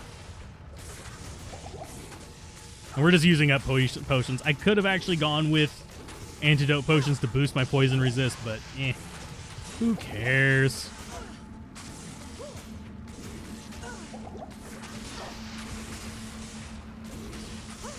And she does make me nervous every now and then, knocking my life down a little too far, but I think we're fine. And this is why we get Charge Strike. Da-da-da-da! Yay. Does it help if you have Magic Find gear on the Mercenary? If he makes the killing blow, yes. If he makes the killing blow, it adds your Magic Find to his Magic Find to give it more Magic Find on that specific target. It's not going to make a massive difference, but it's there. It's fine. It is worth noting, by the way, on the Final Fantasy front, if I do Final Fantasy on the Let's Play channel, chances are I'll probably be trying to beat the game before uploading it on there. Because I know that backseating on Final Fantasy nowadays is crazy bad. But if I don't, it's still not going to be a huge issue. Generally speaking, on the Let's Play channel, I read the stuff in batches, whereas on the main channel, I read stuff as it comes in, as I have time, of course. I can't read 24/7, but it's there. Hello. Identify items, go to the east. And we're in Act 2. Yippee-ki-yay. Greetings. Yeah, you have to let him get the kill, though. If you get the kill, it's just your magic find. His doesn't get added to it. That's why I usually don't worry about mercenary magic find. It's nice, but it's not necessary. Good day. Okay, so repair that. We're going to sell a bunch of stuff. We already have one of these, but I'll identify it so you guys can... Oh, no, we don't. Oh, yeah, I know why I thought that was something else. But hey, we got Hawaiians. We don't actually have that yet. It's not bad. It's not great either. The set is kind of crap. But let's go ahead and grab that, throw it in. Oh, we can actually do... Didn't recognize I was pressing control just then. It's not recognizing I'm pressing control randomly. That's not good. Caps lock is not on. Oh, I know what that one is. Okay. So boop, boop, and a boop. And yes, I am trying to keep my inventory somewhat organized. It's not super well done, but we're getting there. We might not get 41 tonight. Surprisingly. I thought we would because the nightmare difficulty income, but of course, we're also getting less XP because we're not in an ideal location. We still get penalized a bit. Hey, Farah, take that. Give me a new one. Throw it in there. Do we have anything worth grabbing? Not really. Sometimes I like to check them for, like, jeweler's plates and stuff like that. But let's go ahead. Check the waypoint. We don't need anything there. Oh, yeah. We need to... Bloop, bloop, bloop, and... hire a Holy Freeze one.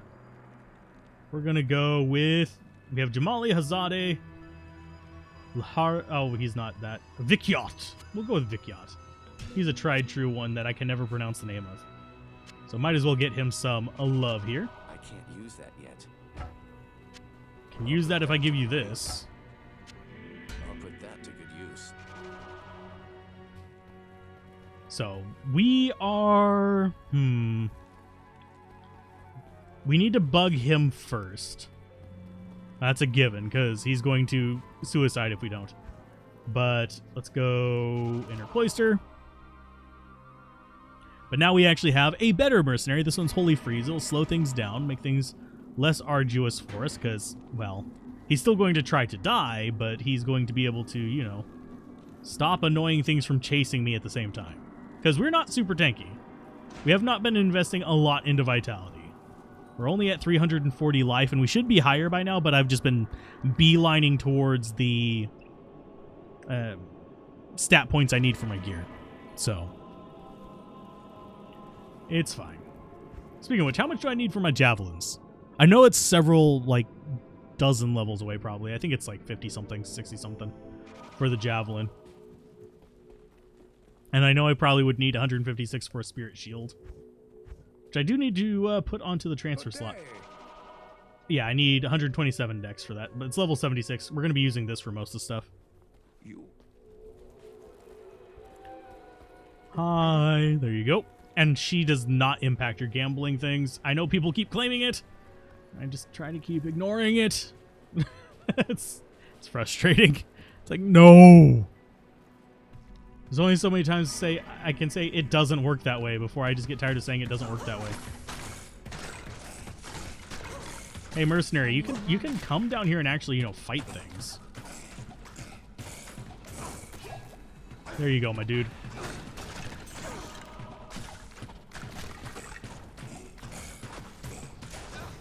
Okay, so he has Holy Freeze going.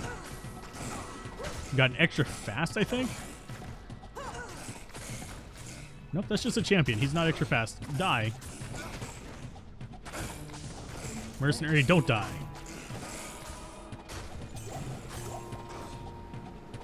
This is the only floor that I really have to worry about it. On the third floor, it can be an issue, but the first floor is the worst because there's usually a ton of these little freaking idiots.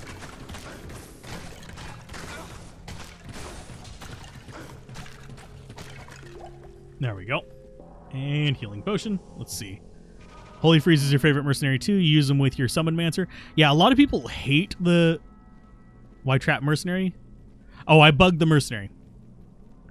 your proc is on. That's usually something that's done with the speed bug, but I actually used to love doing that with the strafe and gold strike, but with gold strike having a casting delay, it actually causes a hiccup in the attack, unfortunately, nowadays.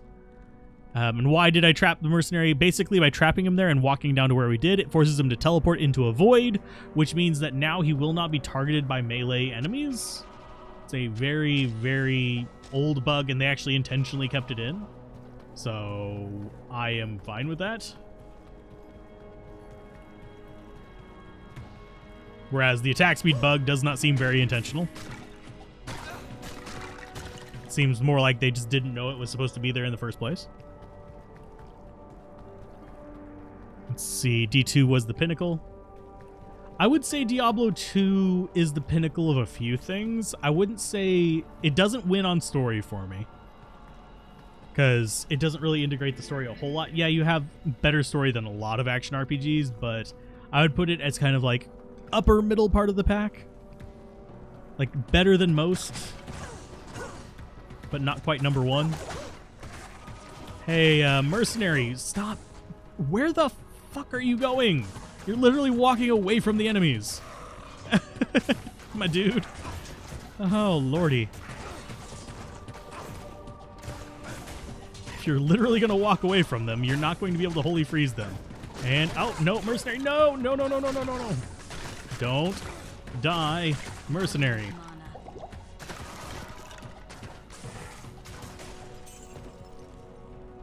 Do I even read YouTube chat? Sort of, yes.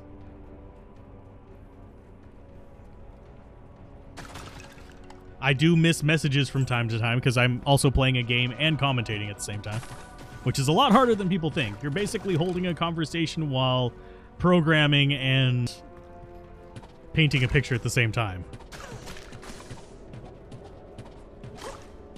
You need to do it each time the mercenary is brought to life or each time you join a game.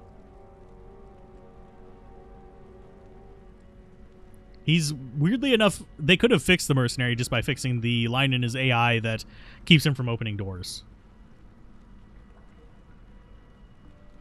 Technically, attack speed should be limited. There was actually a limit intentionally imposed in the original game that limits attack speed. So it is a bug. It is not as it was originally intended to behave. This is still a bug as well. They just intentionally kept it in. The attack speed bug was not there originally, and it was added with the remaster. Because the hard caps were actually put there to balance out the weapons. In case you're curious at all as to why it would be there.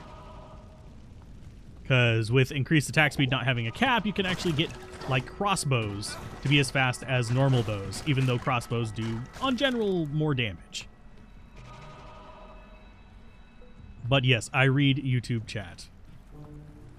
I don't always respond to it, because I can't respond to every comment. That would make what's going on screen completely pointless, and I'd just have to be on just chatting on Twitch. And then I'd have to get a hot tub, and I'd have to wear a bikini, and I don't think any of us want to see that. I'm pretty sure that is not on anybody's wish list. You want to see a smexy YouTube gamer in a bikini on Twitch? Sorry. That is not an image anyone wants, and I apologize. Let's see. Oh, lordy, there's a lot of you.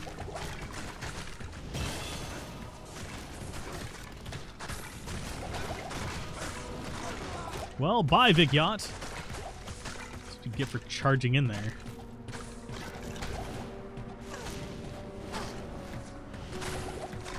Oh, there's more than one of you. Sweet. One of them's multi-shot. Nope, just mana burn. Everything's mana burn. Seriously? I can see you.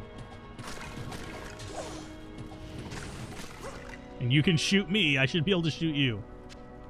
So mana, healing, healing. We're full on healing. Let's grab the other mana potion and resurrect Dingus McChingus. But see, since he died, we actually do have to go rebug him. And also, we don't have a lot of damage. Hey, Ross, how's it going? Hopefully you are enjoying the first stream.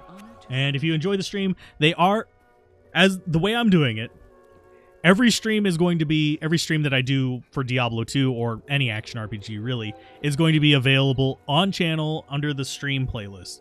It's made unlisted so it doesn't kill the click-through rates on other stuff, but it's there if you guys wanted to check it out. And as far as other games, it's on the Let's Play channel, but I will also be uploading this series in particular to the Let's Play channel. Yes, citizen. Projectile enemy crowds mercs are like bug zappers and moths. Yep.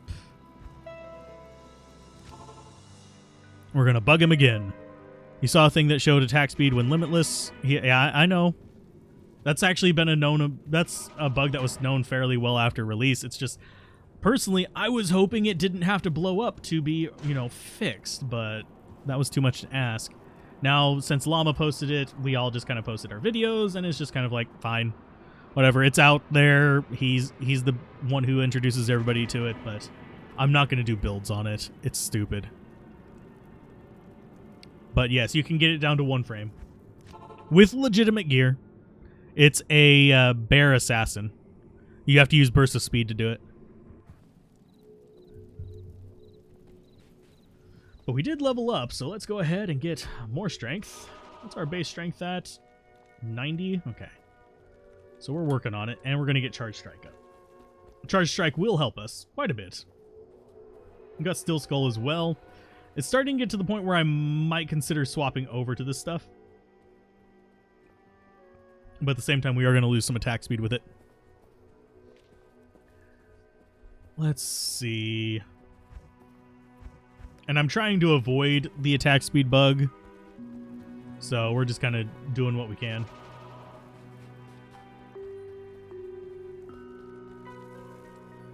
Both games, D2 LOD and D2R, have advantages and disadvantages.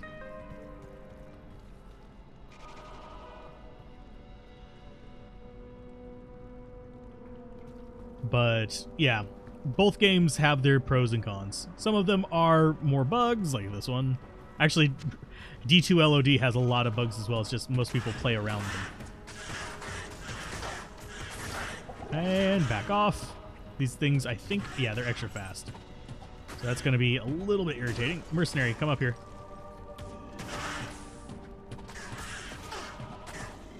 And one reason I'm not afraid to be moving is because I have evade as well. But yeah, let Mercenary do the Holy Freeze. It's not really impacting them much. There you go. Good job. And all the mana potions. Sweet. He filled us back up. What are jewels used for? Pretty much, they're used for a few things. They're the good ones you actually put in stuff just like you do with gems and runes. With the not good ones, you still want to keep at least a few of them because there's crafting recipes that use a perfect gem, a rune, and a jewel plus the base item in magic form to make, if you ever notice orange items, it makes the orange items which are known as crafted items, which I'm gonna come grab this, but which are basically like homemade rares where you determine some of the mods. They get 4 random mods instead of up to 6 like you'll find on a normal rare, but beyond that, yeah, they're used for a few things. Mostly, most of them that you find are going to be crafting fodder. Just to be kind of sad and blunt about it. But there's a few that are good enough to keep, things like of Fervor ones, which give you 15% increased attack speed. You have resist ones like Scintillating and Shimmering and stuff like that, which are pretty solid. Mercenary, no, god damn it, Mercenary. I swear to God, I'm going to shank you myself one of these days. And, oh, we're actually near Dingus McChingus. Sweet. So if I lure these away, they won't get revived.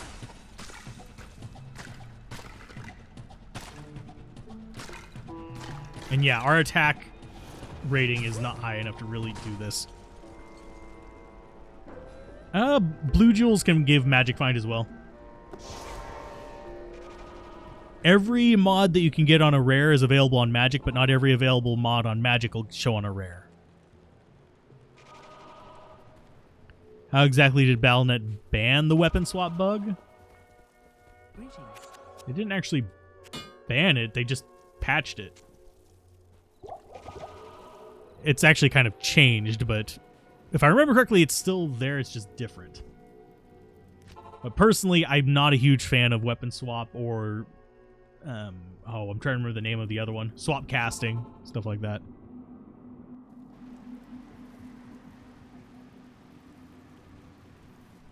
Hello again. Let's go ahead and grab Outlander. you. And we will come here, loot Golain, go back down there. Not even going to bother bugging him because he's just going to kamikaze against the ranged boys. You're new to the game and play on console, so you just save all the stuff. Didn't know there was a use for. Yeah. All the stuff that you can put into armors and weapons, stuff like that, gems, runes, jewels, can all be used in crafting. And it's worth keeping some of each. Like some rubies, some amethysts, some jewels, stuff like that. A Fire Arrow, Strafe Hybrid, Amp Damage, Faith Mercenary, Great Resistant FHR, Wind Force, Twister Procs for Stun. All you're missing is Fortitude. Yeah, I do run a lot of Boazons. I'm not a huge fan of Wind Force, but if you have a Faith Mercenary, it's a good pick. If you didn't have the Faith Mercenary, then you'd be using Faith yourself, so. In case anyone's curious why I say that about. But with Wind Force, you can actually do some things. Hey, it's a Burning Dead minion. Now it's a Frozen Dead minion. So there is apparently a boss down here too. Come up here.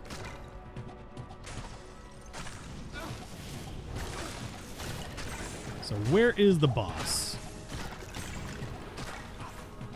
Mercenary, stop dying for just like 5 seconds, please.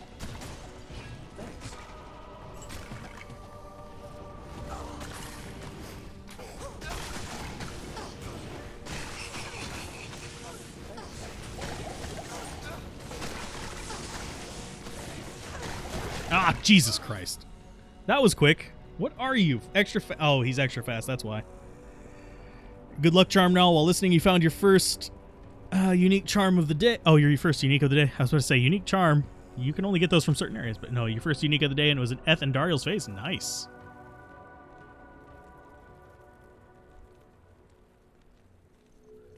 Do I bother identifying rares when I get to high level? Actually, whenever I get to high level, I'm more prone to identifying rares. We'll go get the body. It's fine. I could leave and re-enter and just get my body that way. But, yeah. I wasn't expecting him to be extra fast. He doesn't usually get that mod. Usually gets like Aura Enchanted or some crap like that.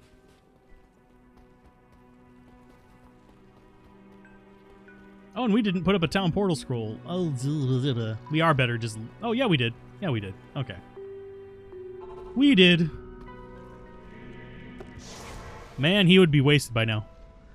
Please explain rune words to you and how they make special things. Basically, in certain items, certain combinations of runes in a specific order will cause them to get specific mods. So you get those specific mods plus the normal rune mods in the item. That's basically what a rune word is. There are only specific combinations that work, though.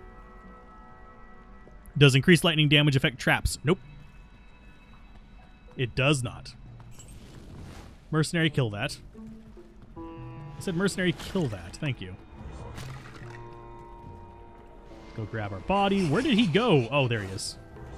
He's over on this side, so we want to go there. That way we have the lightning coming out towards the enemies that are a pain in the butt.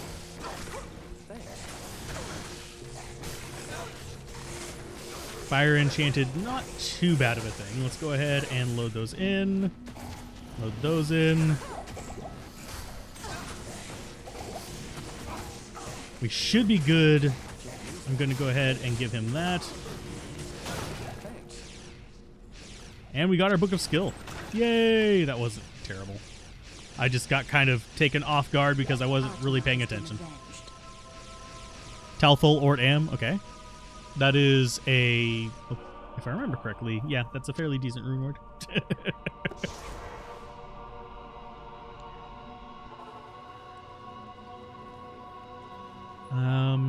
So is it the same with perfect gems? You don't see much use for them. Perfect gems are used for crafting. There are a few situations where they're useful, like if you're doing magic find, you can put them in your armor and helmet, and it's a little bit less magic find than ist runes, but it's still good. You have various early builds will use them in their weapons, like a 3 ruby weapon is actually fairly decent early on.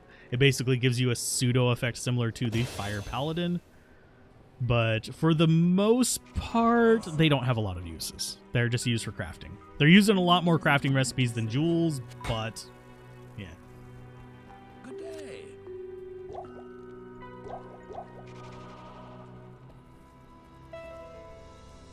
If you want to make the Act 5 mercenary work, what class would be fun to play alongside a big sword barb mercenary? Probably you could either go dual tank, which would be like a paladin plus the barbarian, and that way you'd be giving the barbarian some big boosts.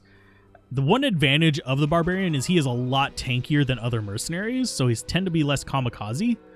So generally speaking, even sorceresses will have a use for him. If you're doing a low mana Amazon, like a strafer or something like that, the barbarian can actually be pretty solid. You will be missing out on might from your mercenary, but you could use a last wish for him to give you the same thing. For rune words, it's a good one, I guess, and not so rich. Yeah, there's actually a lot of decent mid-tier rune words that get ignored because they're not best in slot, but there's also ones that are best in slot. You know, like Spirit. So let's go ahead and do we need to repair anything? I don't think we do. No. So anyway, we got our skill point. We got discount everywhere. More charge strike, more charge strike. We'll start building up the synergies for that eventually as well. A lot of the more fun rune words are very expensive, and we keep forgetting to get Valkyries. Someone needs to remind me to get Valkyries eventually. It's not a big deal, but it's there. Is the Act 5 Barb Merc able to dual wield? No. If you put a one-handed sword in his hands, though, he'll actually get a damage bonus to it, so don't necessarily discount one-handed swords. It's just, generally speaking, you get a sword on him. And this is, actually, that's kind of true of the Act 2 Mercenary as well with spears. If you use a javelin on him, he actually gets a double damage, double the melee damage on it, but you get more damage from the two-handed weapons anyway. Usually.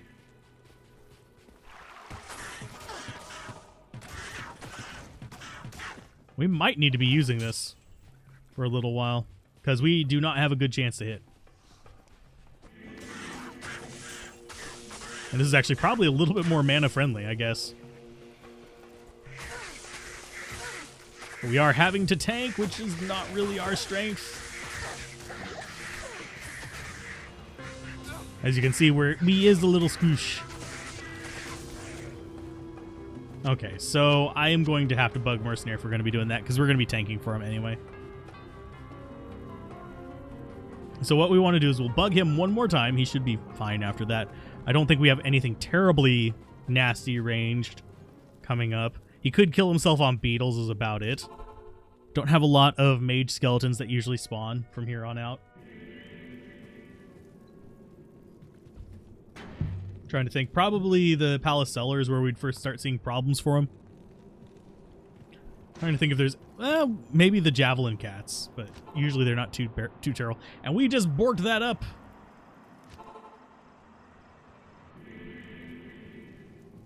Does Thorn's aura have an impact on missile projecting weapons like arrows and magic projectiles? I'm going to say as a broad answer, no. There are situations where it can be.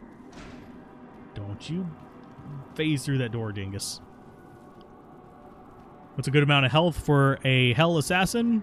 As much as you can get. Hate lightning enchanted so much. Yeah, they can be a pain in the ass. They used to be way worse, though. So we just kind of are thankful slightly.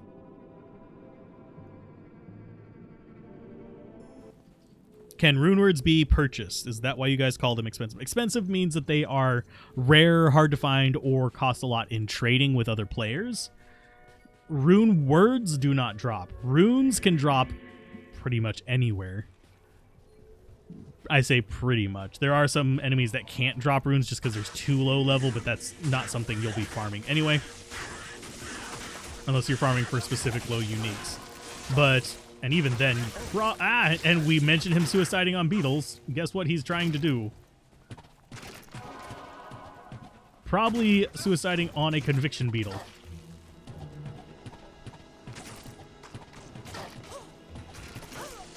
Why are you not sparking, my dude? It's fine, but I don't know why he's not sparking. Thanks. But no, you can't just buy them from like with gold or anything like that. You have to find the runes and make the rune word. Like physically put things together in there in a specific order.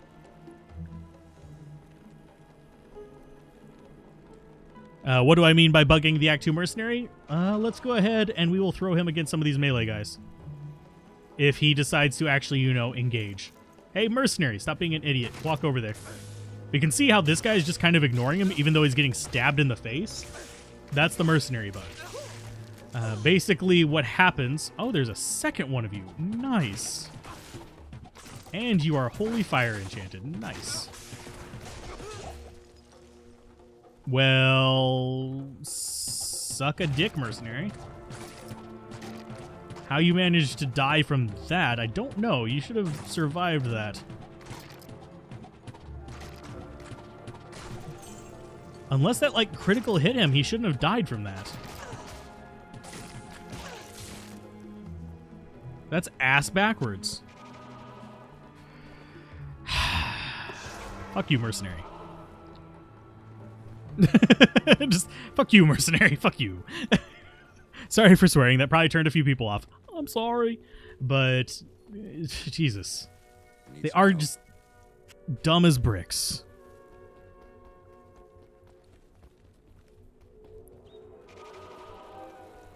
How many of each rune tier do you keep before you think you got enough? Online, I keep 4 of each, and then once I get to a 5th, I'll craft it up, unless I don't need the one above it. And then I just dump the rest on there.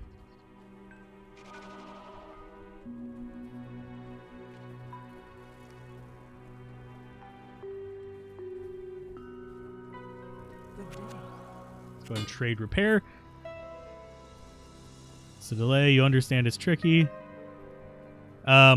We are not that far behind. There is currently about a...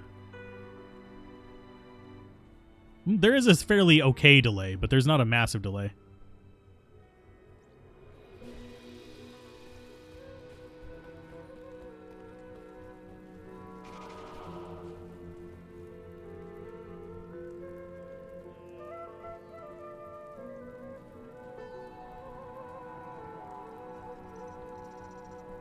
Sometimes these mercenaries can be useless. Yeah, they are a bit irritating.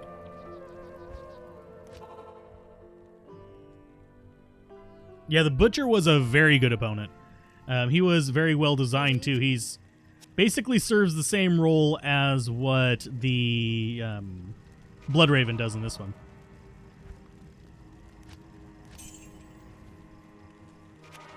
Resurrect Vikyat again, because he's being a Chingus McDingus.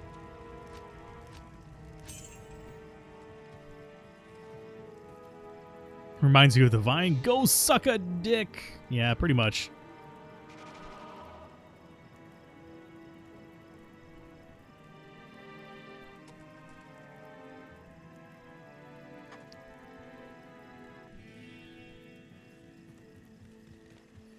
Finally.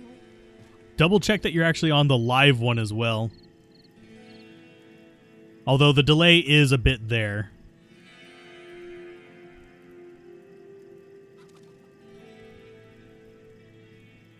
Tell you what, I can tell you exactly how long the delay is. Let's go to Act 2. Actually, no, let's go to Inner Cloister first. I'll tell you how long it is in just a minute. Because I know there's a delay on it, just because that's how the YouTube thing works. Happens on Twitch too. Probably the least delayed is going to be Trovo, but I don't stream there. So let's go ahead and just do this. Then I'll tell you exactly how delayed we are whenever we get to Act 2. I am glad you are enjoying it, Barry. Let's go to there, loot Golain. Okay, so we have 1,000, 2, 1,000, 3, 1,000, 4, 1,000, 5, 1,000, 6, 1,000.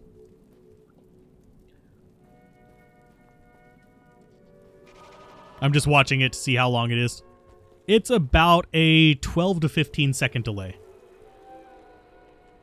Which is a lot, but... And you wonder how I know that? Whenever you're streaming, you actually have a preview window that shows you where you're at. I don't usually look at it because I have my OBS on top of that. I've heard that you... But I can see it out of like the corner of it if I move it a little bit. But yeah, it's about a 15, 20 second delay at most. Let's see if Chingus McDingus can avoid dying again, or if I can keep him alive. I guess I just need to be avoiding any kind of exploding enemies.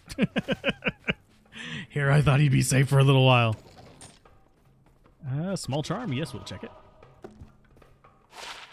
Fire resist 8%. Sure, we'll use that instead for a while. It's kind of a trade if you play online, like you can exchange items with other players. It's not a credit card or other there are ways to buy items, but I don't market those. But your English is fine, by the way, Innocent. Weirdly enough, most people are like, I'm sorry about my English, are some of the better English speakers that I encounter. I know that's weird, but it's there. How long have I been doing YouTube, period? Or how long have I been doing Diablo 2 YouTube? Because if we're talking period, I have technically... I released a video in 2011. Then I released another video in 2012. To give you an idea. But in 2012, I went kind of a little bit ham into being a shoutcaster for a TCG called Shadow Era, although it's kind of gone downhill since then. And then I had done a few Let's Plays before that, but I don't really count that.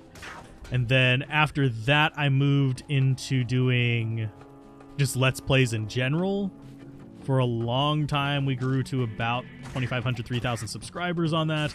And then I switched over to just focusing in on Diablo 2 this year in May, and we grew to what we are now, from 3,000 something.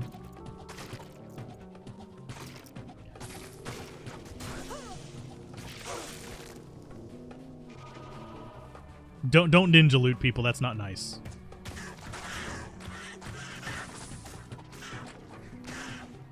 Go, mercenary, go! Oh no, that thing is immune to fire. Sweet. Stab it, mercenary. Stab it with your not fire. There you go. Good job. Okay, so yeah, we're just going to go around the edge of this place. We'll try and get some levels. We need more levels so we can actually hit appropriately. It's not even necessarily our bad attack rating that's hurting us right now. It's literally our just sheer low level, because things here, if I remember correctly, are higher level than us.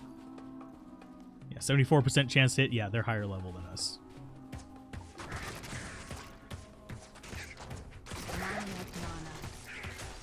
So just chuck the multi-shots over.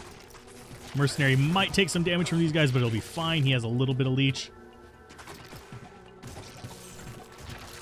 And these guys will just come after me. They're not able to target the mercenary, so it's fine, unless I drop bone walls or something, which we're not going to be doing.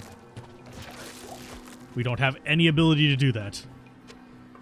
I think we would need Arm of Leoric to actually do that, now that I think about it. Someone might be able to correct me on that one, because I don't... While I have every item in the game in single player, I don't have them all memorized by heart. Because there's a lot that you just don't use, so you don't think about them 90% of the time. And that's one reason why a lot of people will disagree on, this item's good or bad. Just because you haven't used it doesn't mean it's bad. Diablo 2 was released during the... Let's see...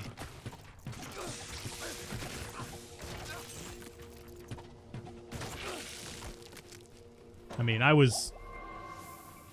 don't remember what memes were, like, really popular then.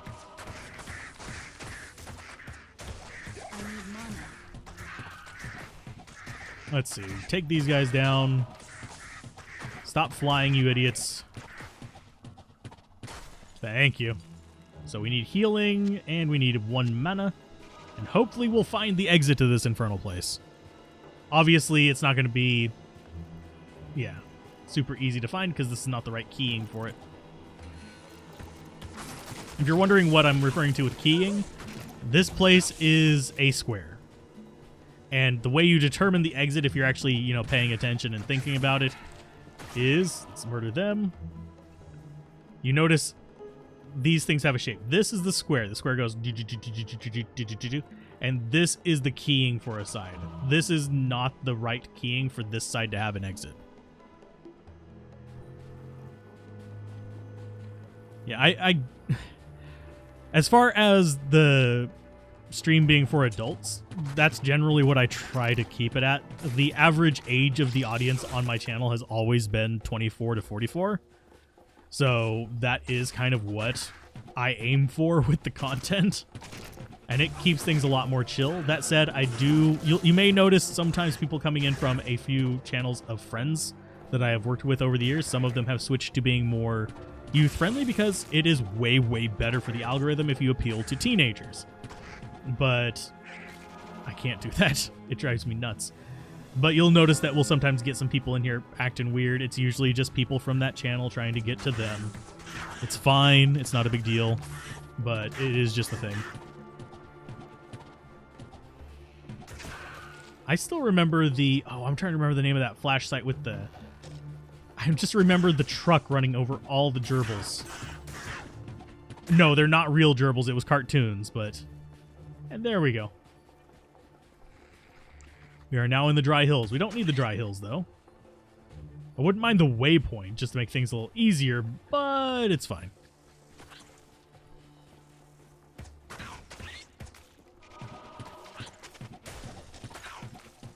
There were people who would actually jump into games and steal from people who were transferring items back in the day. It's about as ninja looty as I can think right now. Ow!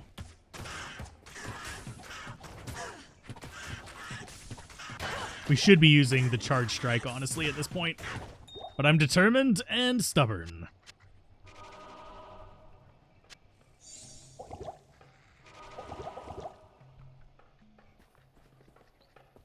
You played Battlefield 1942 at launch?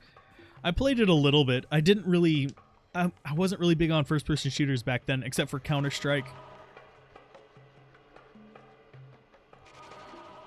Counter-Strike was... I was invited to the CPL and stuff like that. For those of you wondering what that is, it's basically a pro gaming league before MLG was a thing.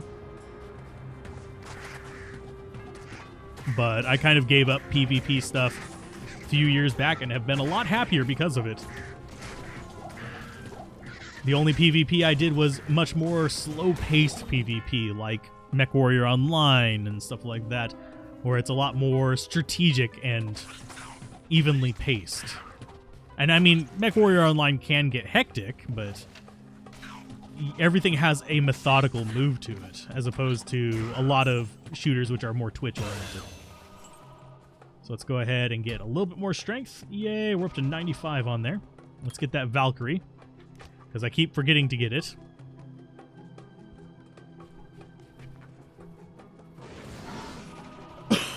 Speaking of Battlefield, just saw a clip from a new 2042. Multiplayer, someone parked a tank on top of a skyscraper and had the turret aimed at the elevator opening, just camping that one. Oh, Jesus. It's actually kind of slightly terrifying. If we don't find the waypoint, it's fine, by the way. I would like it, but it's not necessary. Speaking of the waypoint, there it is.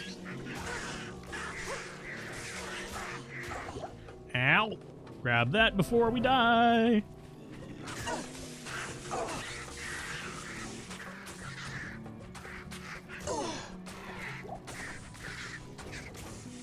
And yes, I know I'm not actually doing charge strike right now. I'm just stabbing it in the face. Saves me ammo. Counter-Strike was too underground for you at the time? Ah.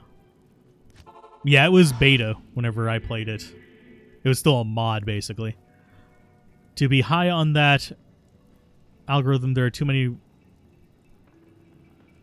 just too many roll terms, OG content. Spice the... I don't know what you're saying. I'm sorry. Usually I can read through typos, but for some reason my brain is not working great right now.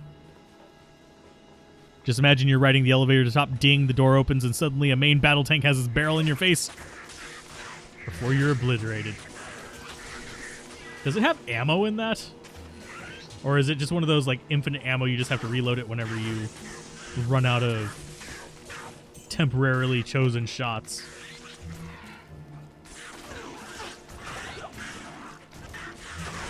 Go, Mercenary and Valkyrie. Valkyrie's probably tankier than I am, honestly, at this point. She does have nice blue armor, though, so that's a good thing. So let's just keep on trucking. I'm going to make a Shout Barbarian soon. We'll probably respec into shouting at level 40 or so. A Cry Barb. Cry Barbies are a lot of fun. Are they amazing? They can be good. They're better with teams. Diablo 3 skill tree still sucks. Original Diablo 3 director Jay Wilson. What? Oh, the Real Money Auction House. I mean, should I do my spicy take on the Real Money Auction House? All battlefield tanks have infinite ammo. Okay. You want Diablo to perish under the weight of your voice. You're going to be screaming at him a while. Warcry is not for boss killing, but you can do it. But let's see. Essentially pay to win. Personally, I don't mind the Real Money Auction House. And it's not the fact that I would ever use it. Personally, I find it annoying and it would ruin the game for me.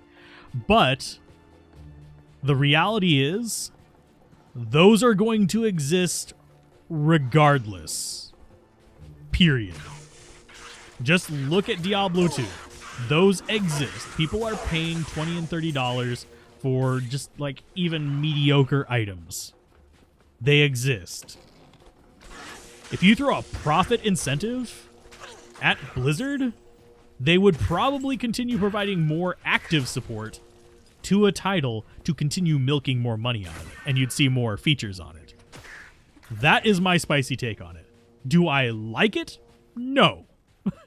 Do I see a reason for it to be more beneficial to be in the hands of the company making the game than in a third party's hands? Yes.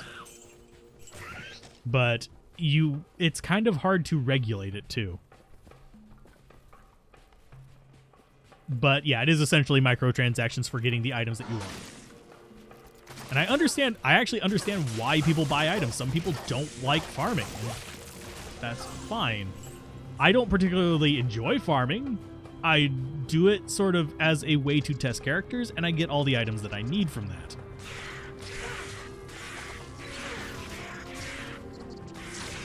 Hey, magic resistant stone skin. Yummy.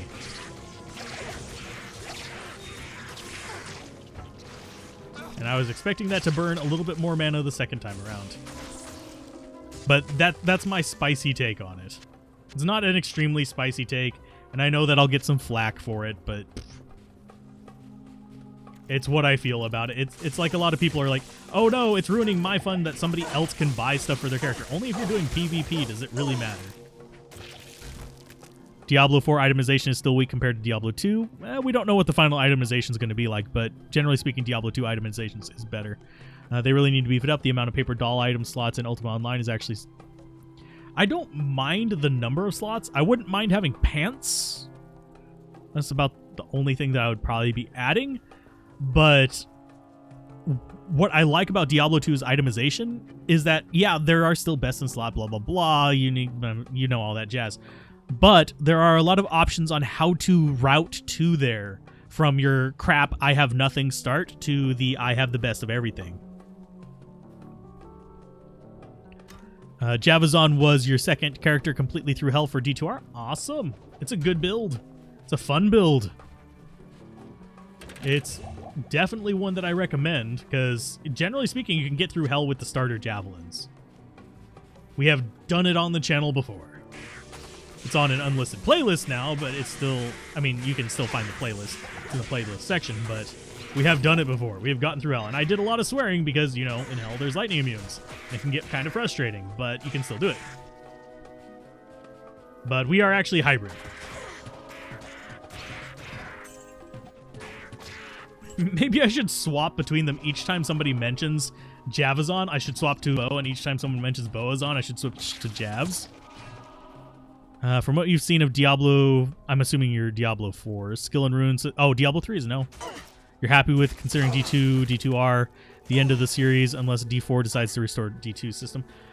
Diablo 4 is bringing a rune system. I'm not sure how good it's going to be. It's a different type of rune system, though. So if you're familiar with the Diablo 2 runes, you're going to have a different experience with Diablo 4. But there are runes. They're more like you make your own words with them kind of runes, though, where you have a catalyst and an effect kind of situation.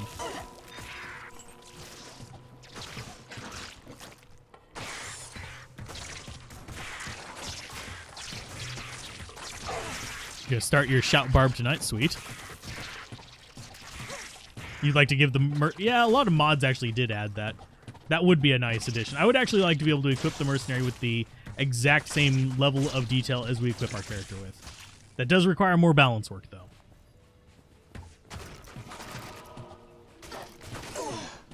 We're looking for the waypoint, by the way. I hate doing the underground maggot layer nonsense, but I mean, it'll get us stuff. We're level 36. We are 5 levels away from our freaking Parisa. Yay. Looking forward to it. Looking forward to it.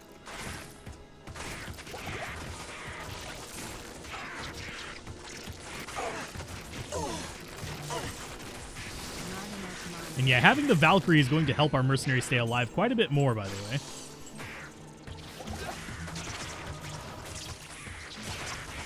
Was there confirmation on mercenaries in Diablo 4? I don't know. With stuff like that, I find that if I keep too close of tabs on it, I start getting burned out on the game before I even play it. For those of you that are curious. You've already got a full Immortal King set for your level 39 Barb. All the IK set is from randoms clearing out their stash. Ah. Played Diablo 3 for like 2 days until you played Public. Then everyone has modded gear. Kind of ruined it for you. Ah. Honestly, Diablo 3 is a lot easier to gear up quick because it's literally just bigger numbers. All you're missing is IK chest armor to complete the set. Yeah, it's not terrible to find, but it's definitely not super easy to find.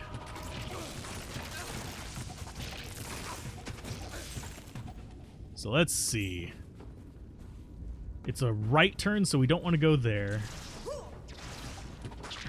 Summon Valkyries like crazy.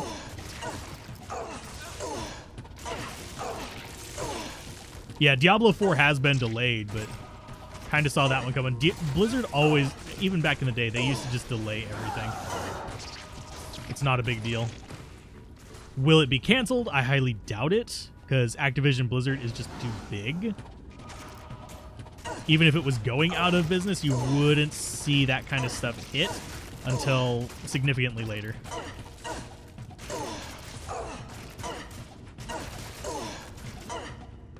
Seriously? Hey, we got Black Bogs. Ba-da-da-da. It's actually a fairly decent poison dagger. D4 is delayed internally before any public announcements. I mean, Diablo 4 was publicly delayed. It's not just internal things. They made an announcement. But it's probably delayed because there's turmoil in that particular team. There's turmoil in the Warcraft team, too. Oh, they have plenty of... You can see a lot of people quitting from Blizzard, and they'll still have plenty of staff. Most people don't seem to realize Blizzard doesn't just have like, oh, we have 20 people. No, there are thousands of people employed at Blizzard. Not hundreds, not tens, not hundreds, thousands of people employed by Blizzard. It's not a small number. The leadership leaving will slow it down a little bit, but there will always be somebody to step up and say, I'm gonna come and just go through that picket line. Unfortunately, because we live in a very capitalist-focused area of the world, which there's nothing wrong with capitalism. It's just there are good and bad sides to pretty much every economic method of viewing the world.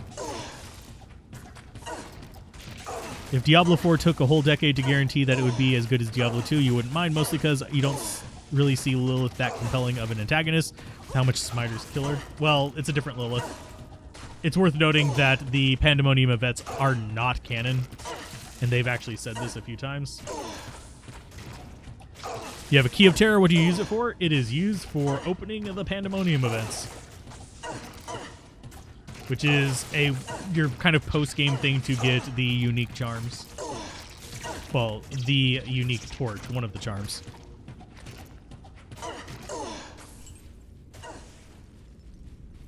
Oh, hi. Oh, hi. No, no, let me out. Let me out. Let me out. Let me out. Valkyrie in the way. Where are things coming from? They're teleporting around me. Go, mercenary, go. Yeah, you use the keys for Ubers. It's the Pandemonium event.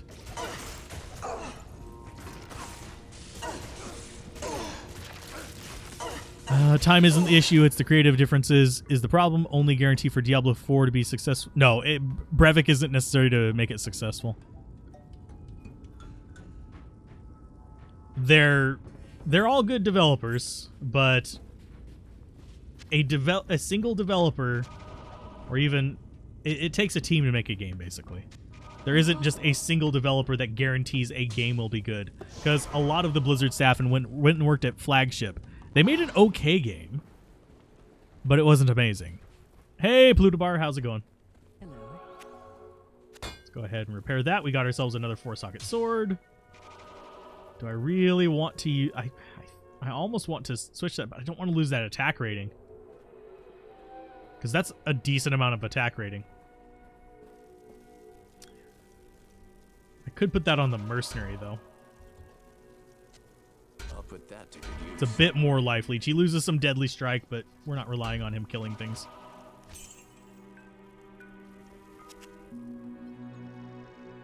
Let's see, grab that.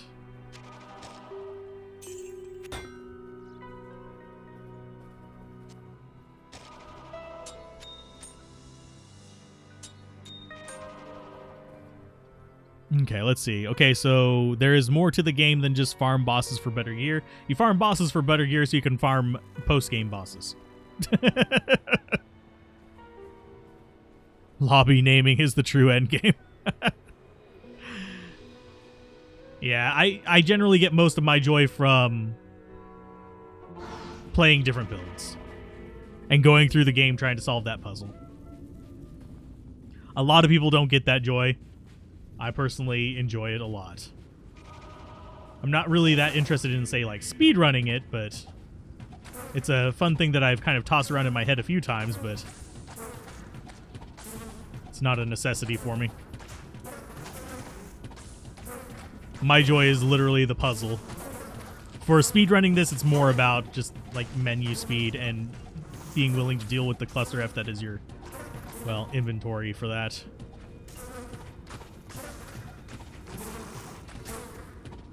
How many black locusts were hiding in this hallway? There's another one. There we go. So it's going to be another right turn, so we need to be looking for... Well, there went my stamina. Hi.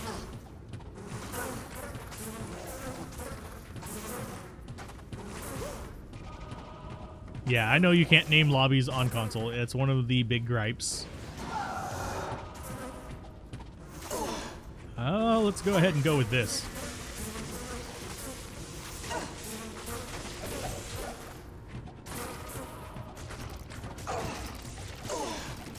Let's see. To be honest, Diablo 4, Diablo, it's not looking like it's going to be like absolutely abysmal. I just don't think it's going to be great.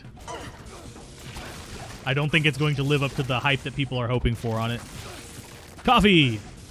The next best thing to coffee, just alternate caffeine source. And it's not even soda. It's actually just one of those little drink mix things. I am on PC.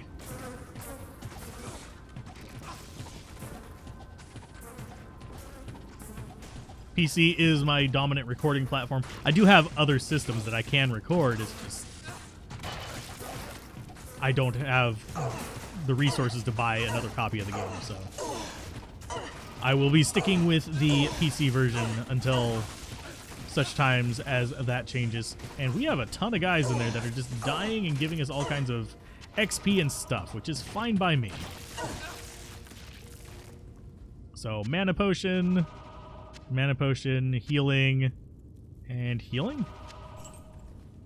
Nice. So we want to go down.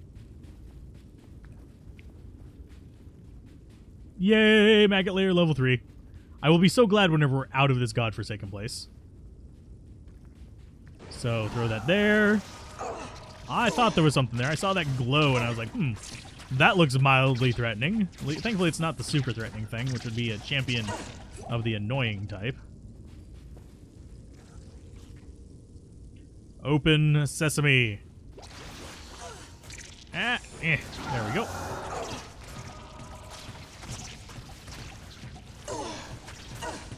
Can I move? Thank you.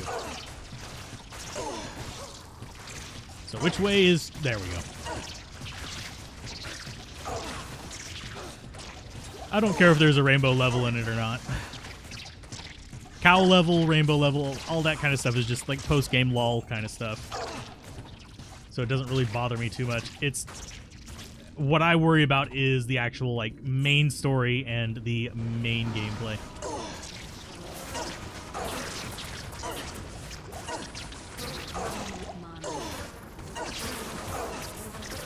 Let's just keep doing the multi-shot.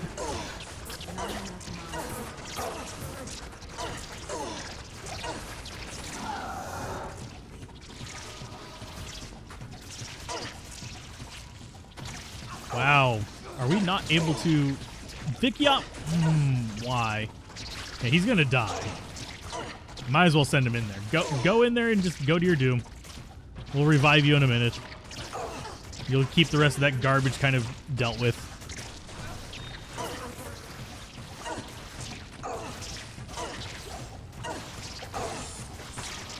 So we are fairly heavily poisoned here, by the way. There's actually there's brony mods for everything, sadly. So I don't have a problem with bronies. I just don't interact with that community. Seriously, what is with the goddamn super poisons? Yeah, we only have 24% poison resist, but Jesus. Let's guarantee everything drops to 1 HP or dies. Greetings. Fuck you, mercenary. I was 2 steps away. And I had thrown a healing potion on you. Yes, citizen. Ah. Nothing against rainbows, but you came for the cow level, not a brony level. We need unlimited stash size in Diablo 2. That would be a bit of a strain on the servers, believe it or not. That one I understand why they didn't do. Now, if they had like a method of getting into like a near unlimited stash, that would be fine. But an unlimited stash would actually result in more server issues than we see with people going in and out of games like they are right now. So, that is a thing. So, Vikyot, welcome back. Valkyrie, welcome back.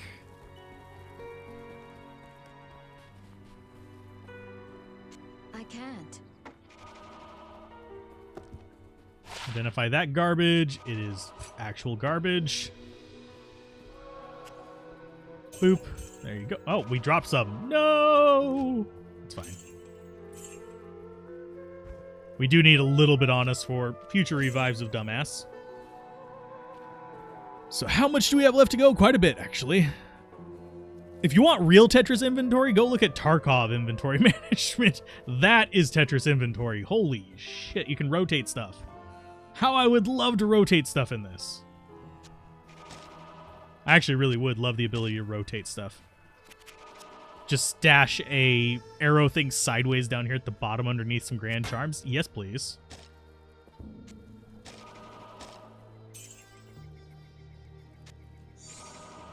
That would be awesome for me.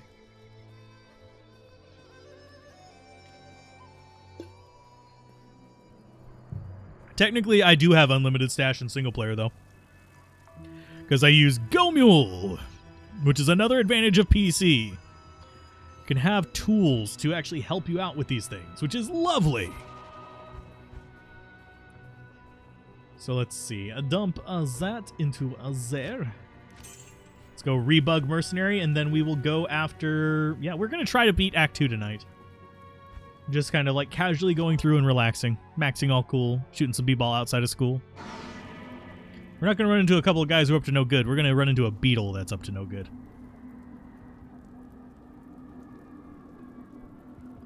Stackable potions, gems, and runes. I agree on the gems and runes. Potions, I'm up on the fence about. You could put a bovine Bardache on a kunai cube and go to cow level for lots of gold and gems. Huh, cool. When you're gonna get your sacrifice paladin playthrough? Ha ha ha. Ha ha ha ha ha. I'm not big on sacrifice. I mean, it's fine, it's just not my favorite skill. We might do one eventually. I might set up a system kind of like what Llama has, where people can request builds that we run through on. You found a cool yellow lance with 60 to 210 damage, max, minimum life, 7 life leech, enhanced damage, elemental damage. It kind of slaps, and you're still missing a 4-socket pole arm for the insight. Go ahead and use it. It'll keep them alive for a little while. An easy pole arm to get that on, by the way, is a bill. It caps out at 4 sockets, so if you find it in Nightmare onwards, actually, I think they would even do it on normal cows, you'll get 4 sockets in it from Larzik.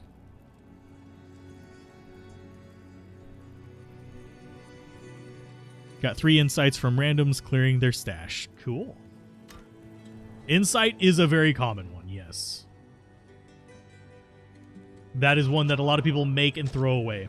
But yeah, I might consider doing because what Llama does, if you're curious about how Llama does some of his choices for runs, is he'll actually, basically there's a location on his site to say, hey, can I commission a run from you? And he'll give a price, and you pay that price, and he makes a run. Now, whether I do that or not is up in the air. Because in addition to doing the runs, I also plan to be doing series on... Where are our stairs at, by the way? They can't be down here, can they? They might be. There they are. But, yeah, I'm just debating, like, how much for it. Because there are builds that I really don't want to play, but I will. And there isn't a class that I absolutely hate. It's just I'm not a huge fan of sacrifice and stuff like that. And it'd be a good way to raise money for the channel so I can get that console version of this, I guess.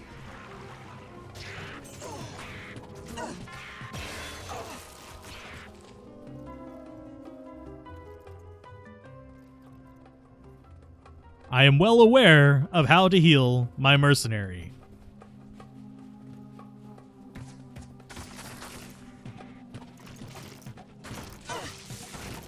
You can throw healing potions on them, and they won't necessarily out-heal some of the nonsense that you have to deal with.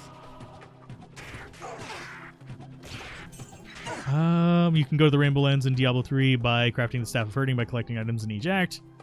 Can you feed items to the Valkyrie? No. No, you cannot.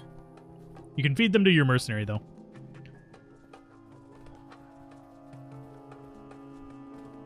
You never use hacks or cheats. Loot farming from randoms clearing their stash to make room is valid gaming. Yes, it is. There's nothing wrong with that. I use Go Mule in single player so I can actually keep all the items without having to worry about nonsense. I think the big sad thing about not being able to potion summons is the Iron Golem. That one can be kind of depressing. Especially if you have one of the like end game Iron Golems. Oh my. And if you're curious, the Valkyrie can actually become multi-immune. It just doesn't show properly. Because what she does is if you use Decoy to buff her up, basically, the buffs from Hyun, and she also gets resist on her own. But if you get her with that and then you get good resist armor, she'll actually become immune to stuff.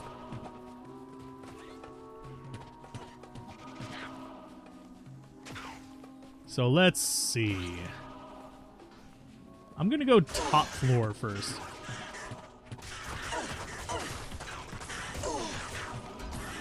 That should be relatively easy for us. Yeah.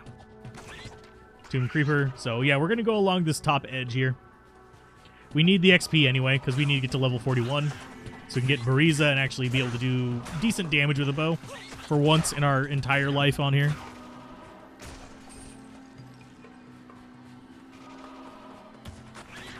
Sorry, just a second and I'll read the comments again. Need to get these stupid little gnats dead. Fanatic down. Are you planning on doing farming cows gameplay or just story quest? Well, you're going through with all 7 classes just to like show people like what a solo self-found account is kind of like. Basically, it's account self-found. We can transfer items between characters that we find on here, but we don't trade. We don't accept items. So we just use what we find and just keep going through and ramping them up. That's one nice thing about the shared stash is that you're allowed to swap items, which is more new player friendly. And I want to find the waypoint before we go in there. Thankfully, it's right here. Sweet. There is a button combo for healing the mercenary on console. I don't remember what it is, though.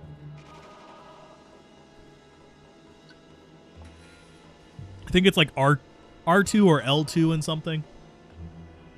But I don't remember for sure. But yeah, the plan is to go through each of the 7 characters, and then we'll host leveling games. We'll host 8-player run-throughs of the game, at least to a certain extent. I obviously wouldn't be going for, like, hell difficulty with the 8-player run-through. It'd just be, like, normal, or we'd bring in 8 players who are just starting Nightmare and go through that way.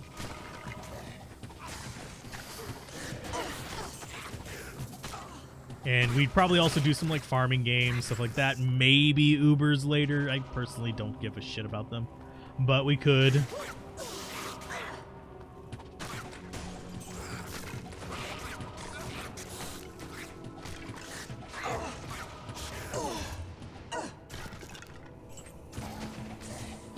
Also, inventory, hold left bumper and hold on a potion to feed potions from inventory like thawing potions or antidotes for pre-buffs on bosses. Yeah. Yeah, pre-buffing with the thawing potions and stuff is going to be slightly important for Duriel. We're going to be doing that on here too. Oh, hi. We don't care about any of them. So both of those are the wrong way. We've got snakes over there, I think.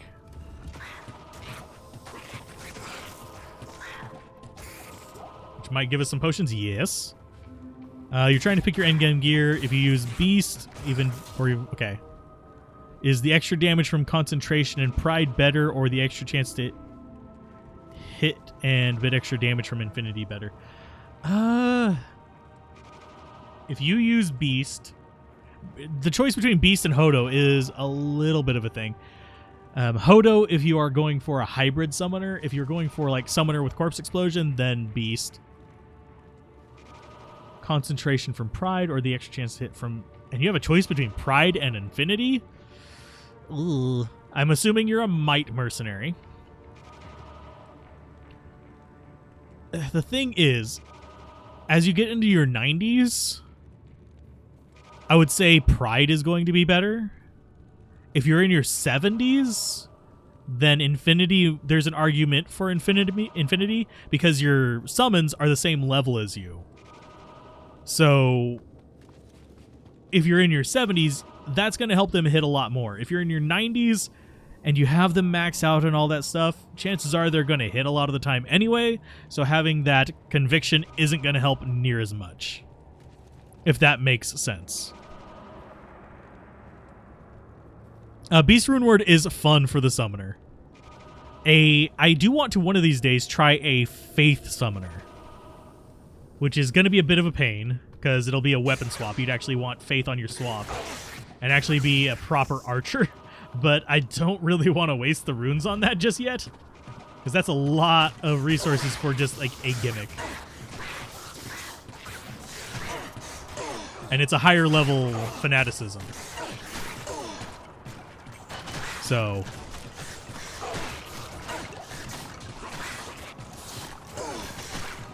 but yeah, if you are planning on being 90 plus, I would go with the Pride Mercenary.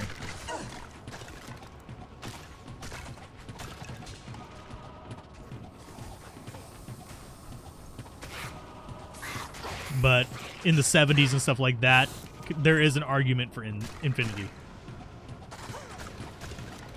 If you're telestomping, Insight can even be fun, but that's not your end game setup. Reason for Insight is so you can just teleport more. So let's see, is that that's Dead End Room, I think. Yeah, that's Dead End Room. Using our flashlight there. But with the Beast Rune Word, you're using it on swap 2 anyway, so because what you'll do is you'll have your summoning stuff on one hand and then you'll have your buff stuff on the other.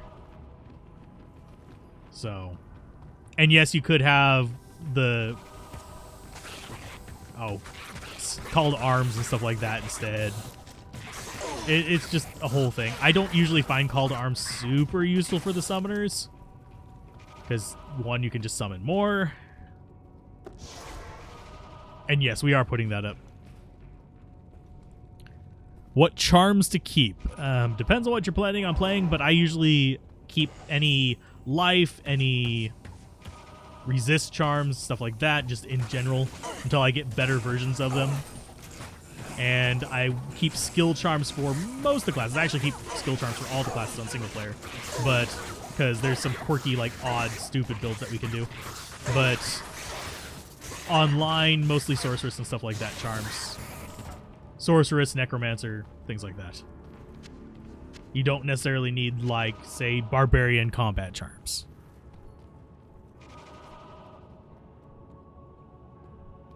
And sorry for the stream delay. I don't know why it's so long. I will try some different settings next time, but it is actually quite long right now. It's slowly growing, and that's not really a good thing. Hodo plus Spirit is probably the best utility, and then Arm of Leor, Homunculus for summon specific. But Beast plus Spirit is an interesting proposition when you consider Swap and Pride plus Might, of course. Yeah, I want to try a Faith Necro. I mean, I could do that with normal bows, I guess. I do have a normal Faith. It's in a freaking Crusader bow, though, because I made it for a very specific build a long, long time ago, and it's just always been there. I haven't used that build in ages.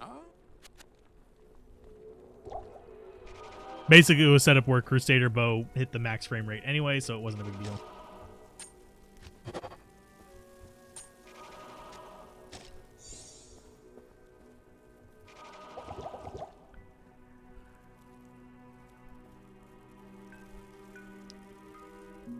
Found a grand total of 1 skill charm, and it will stay in the inventory until the last shred of data in D2R fades.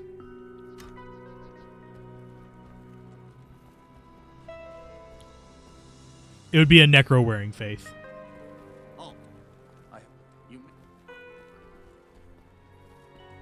But anyway, let's continue on.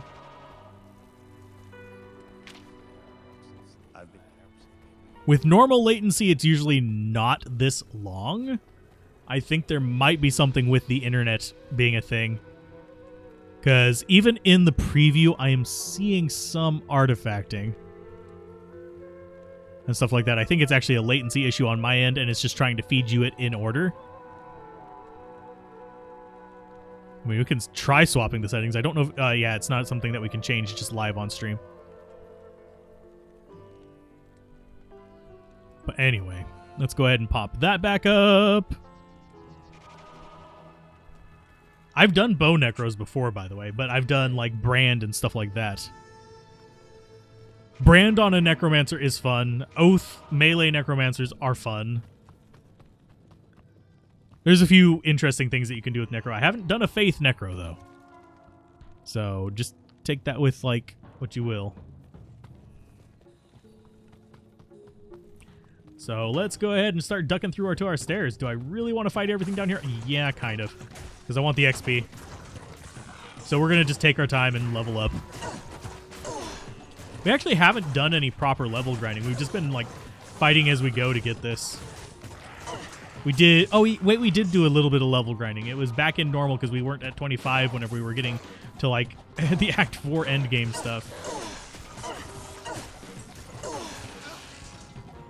Because I think we were still, what, 24 whenever we beat Diablo? And we just went and finished off our levels in Act 2. Die, Blunderboar. Haha. But yeah, there will be a locally recorded version of this available over on the Let's Play channel where you don't have to deal with the artifacting and all that fun stuff. Yay, but it'll be coming out in a while. We just released episode 2 tonight. So, and each stream itself is generally going to be about, let's see, 4 hours. So that would be about at least 8 episodes. Because we cut them up into 20 to 30 minute chunks. If you happen to pick up gems, keep any Hell Grand Charms and re-roll them. Late Nightmare Grand Charms can be good too. Anything from Nightmare Travancore on. Just missing a low rune for your Fortitude rune word. Been grinding runes all day. Nothing over Lum. Ooh, I'm sorry. If we get a third low, I might actually just give it away. We shall see. I don't need it. I'm not trading for anything, so it's fine. I'm not interested in Diablo 2 wealth. Although Lemco tier would actually be kind of fun. Haha. No, I actually don't make wealth that often these days, unless I'm doing gold finding. Which is something I do in single player. I don't do it on here. I believe you can keep Act 3 Nightmare onward. Yeah, you can. And yes, I am trying to account for the stream delay. Okay, so we have a lot of stuff down here. Oh, and we have amp damage. No, Mercenary, I have fed you like 4 charms. Please do not. Nope. Nope, he just... I fed him... No, 2 potions. And he still just completely ate it. You fucking idiot. Thanks for that, Mercenary.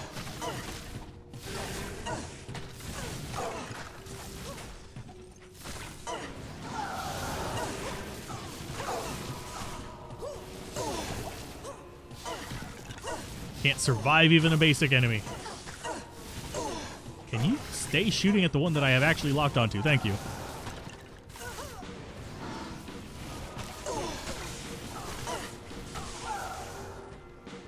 Come on, summon, damn it. Thank you.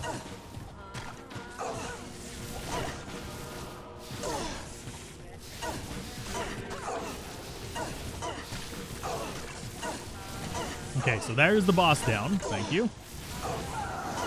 And 2 of you. God damn. How many of you idiots are there? Good lord.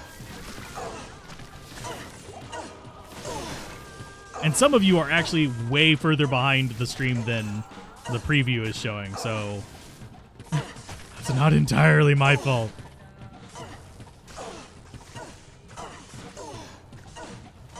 Because there's people reminding me to heal the Mercenary like a minute after I did that.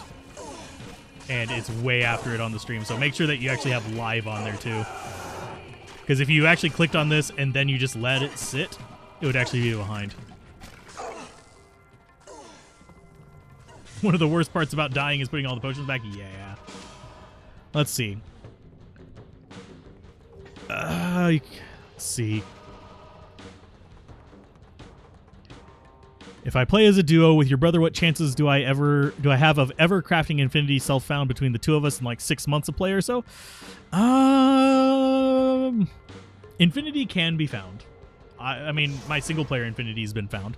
All my single-player Infinities have been found. But you have to actually farm specifically for it. Travancore and Chaos Sanctuary. Good day. Excellent. 1, you can't change that while streaming, Peach.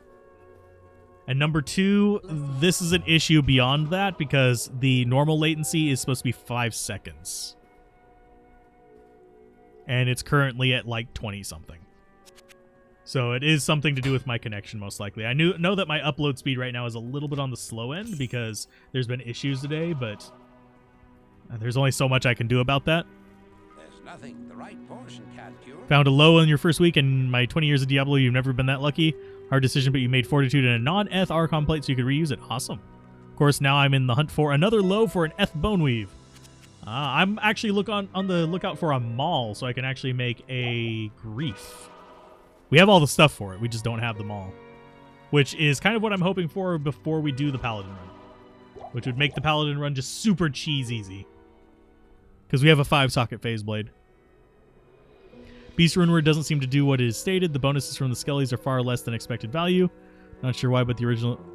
the reason why you don't get as big of a bonus from Beast, by the way, why it doesn't seem to speed things up a lot, they do get the increased attack speed, they get the increased damage, they get the increased attack rating. The thing is, they have a timer on their attacks. They have a derp timer, is the only thing I can think to call it. Basically, they stand around picking their butts for a certain amount of time. And the fanaticism only boosts the actual swing speed. It doesn't change the derp timer. So they just kind of get stuck with nothing to do.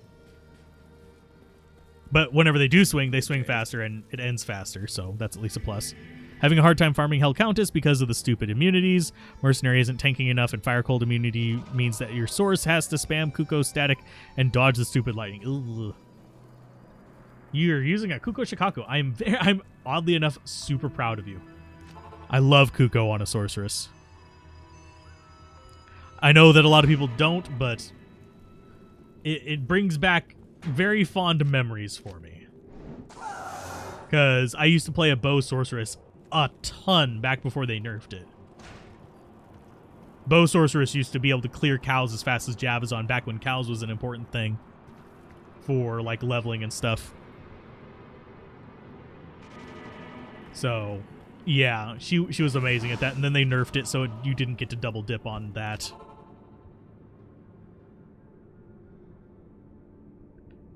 Yeah, buff to character versus buff to party on fanaticism. There is a difference there as well. Damage, if I remember correctly, it's the damage stat on it. I want my bow. I really want my bow. Do we have the stats for this without that bow? Yes. I had to make sure because I have to be ready for that at 41. That Kuko is going up on your enchantress when she levels up. Sweet. But yeah, bow sorceress, a lot of fond memories there. Oh, there were even more bosses in here. Sweet. Can you summon over there, please? Thank you. And I see the entrance is the side entrance on this one. So we actually got good on that. But yeah, the side entrance is this thing right here. It lets you in so you don't have to deal with Fire Eye. Leveling a second character with different damage types is very fast. You can get Hell Countess level pretty quick. I gave up bashing your head against certain farms and certain characters. Yeah, generally speaking, there's a few characters that can farm everywhere. The Strafe Zon can farm anywhere. The Zealot can farm anywhere. The Fury Druid can farm anywhere. These are things that, generally, if you have physical damage, you can farm anywhere. If you have physical damage plus an elemental side, you can definitely farm anywhere, which all three of those have. The Zealot can easily get a lot of elemental damage just from various sources, even like a Holy Shock swap. The Strafe Zon can just get a Frost Maiden side, and the Fury Druid can get Fire Claws. They all can get that elemental damage on the side of their physical to deal with the physical immunes for places like, well, this. So those are things that can farm everywhere. Are they going to farm the specific areas fast? Let's say like a Blizzard Sorceress doing Mephisto? No. But are they going to be good enough? Yes.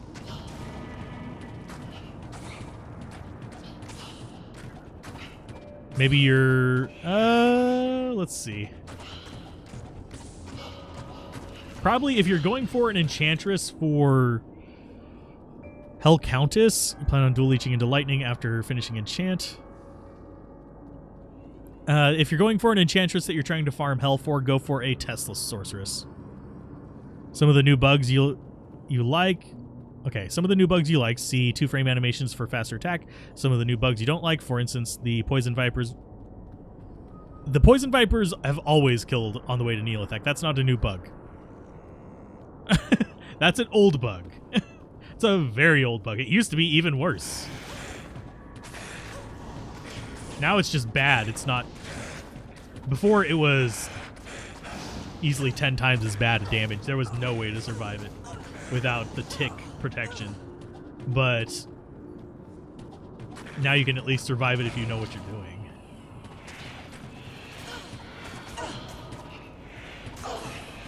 Let's take out that Spectre.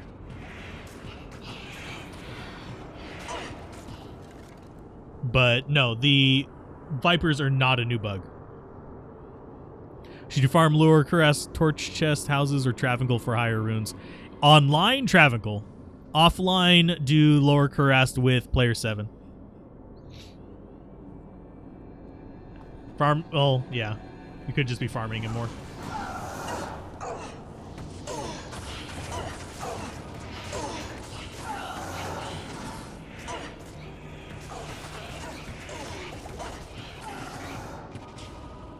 Where is my mercenary, for God's sake? God damn, you asshole.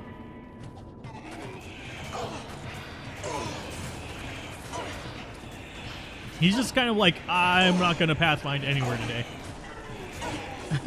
My dude, you're irritating me. But yeah, the snakes have always been one-shotters. They used to be actually way worse. Let's see.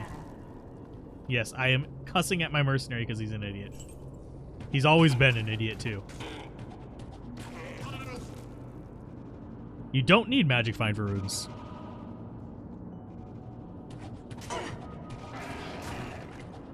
Player 7 has nothing to do with Magic Find.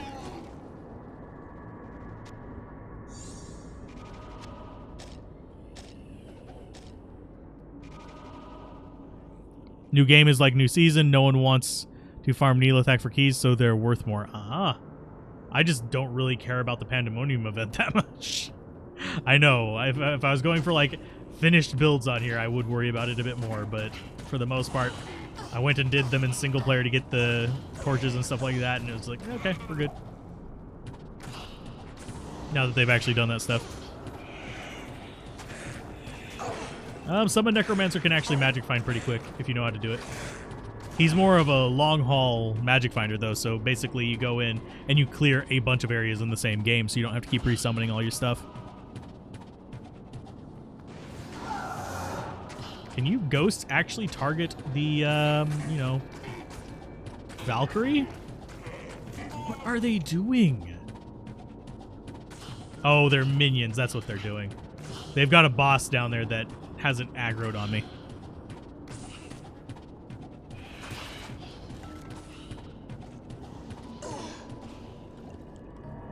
No, for Travancle, you don't go players 8. For Travancle, you do either players 1 or players 3, usually. Some people will do players 5. It's fine. I prefer players 3, personally, in single player, but single player or online, players 3 is fine for most things. Oh, Lord. These guys are pissing me off.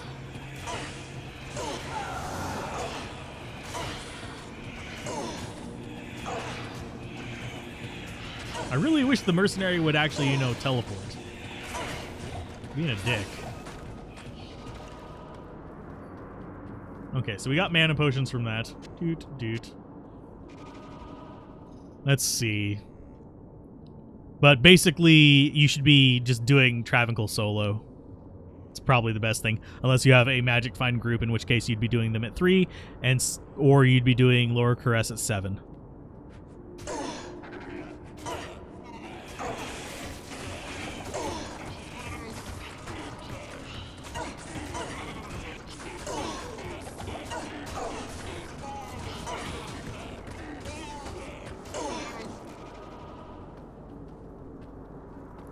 See, you're having fun leveling the Enchantress, though. Whole team appreciates the buffs, and your empty mana pool is full after a few seconds from the warmth and Insight Mercenary. Yes. There's not level 7 player, player 7.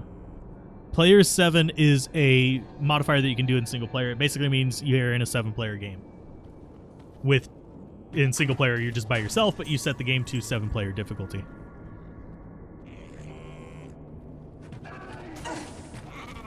Your Summon Necro duo with your brother Zealot Paladin is currently level 40, so you're excited to finally get to the end of the game eventually. Depends on your bro, though, so maybe you'll roll another Summoner solo. Ah. I mean, if you guys are going to go into the higher difficulties, that combo gets even stronger.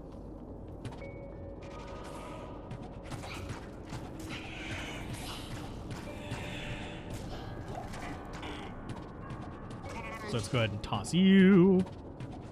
Then we have the idiot down there that's just like, hi. I do wonder why they changed. It feels like almost like they changed the rubber banding distance for the mercenary. But yeah, melee sources in general are a lot of fun. A lot of people hate on them, but they are amazing little critters. Especially once you start getting into endgame gear. Oh my god. They get insane.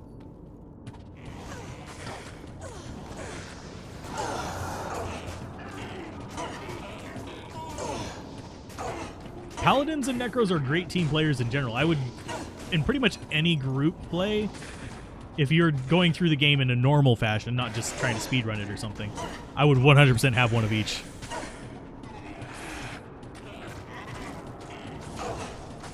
Can you do that on console? Yes, but you have to make sure that you're playing single player, not online solo.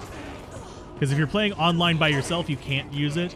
If you are playing single player in the gameplay settings, there is an option to set the player count.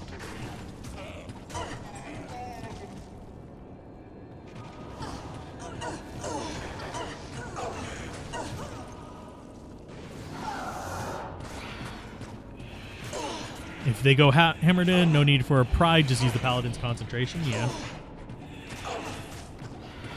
But if they're playing Paladin, and I'm wagering they're playing a melee Paladin, Fanaticism is a lot of fun for them, and that would actually be really good for them to just be a melee tank of nonsense.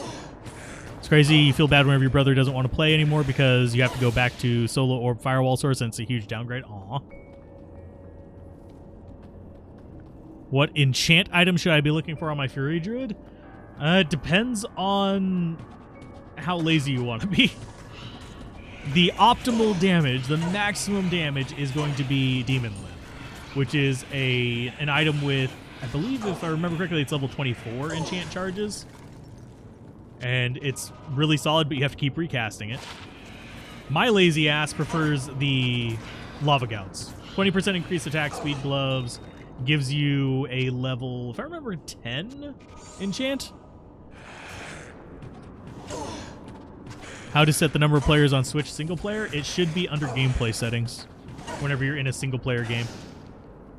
I mean, it would have to be a single player character to be in a single player game, not an online character. So you can't like take your PC character and do it.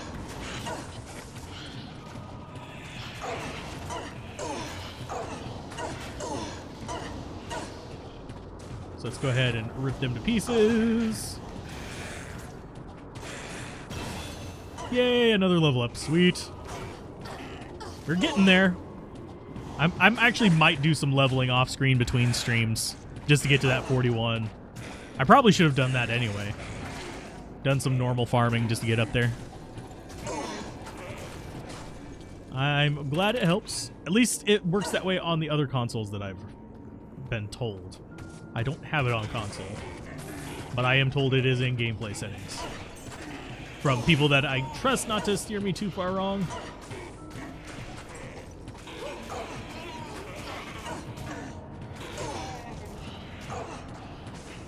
And we are still getting good XP. Sweet. And of course, I am going to open these. Worth noting, if you are doing key hunting, by the way, and you go down the wrong path, don't despair. These work just like lower cuirass chests. They can give you runes.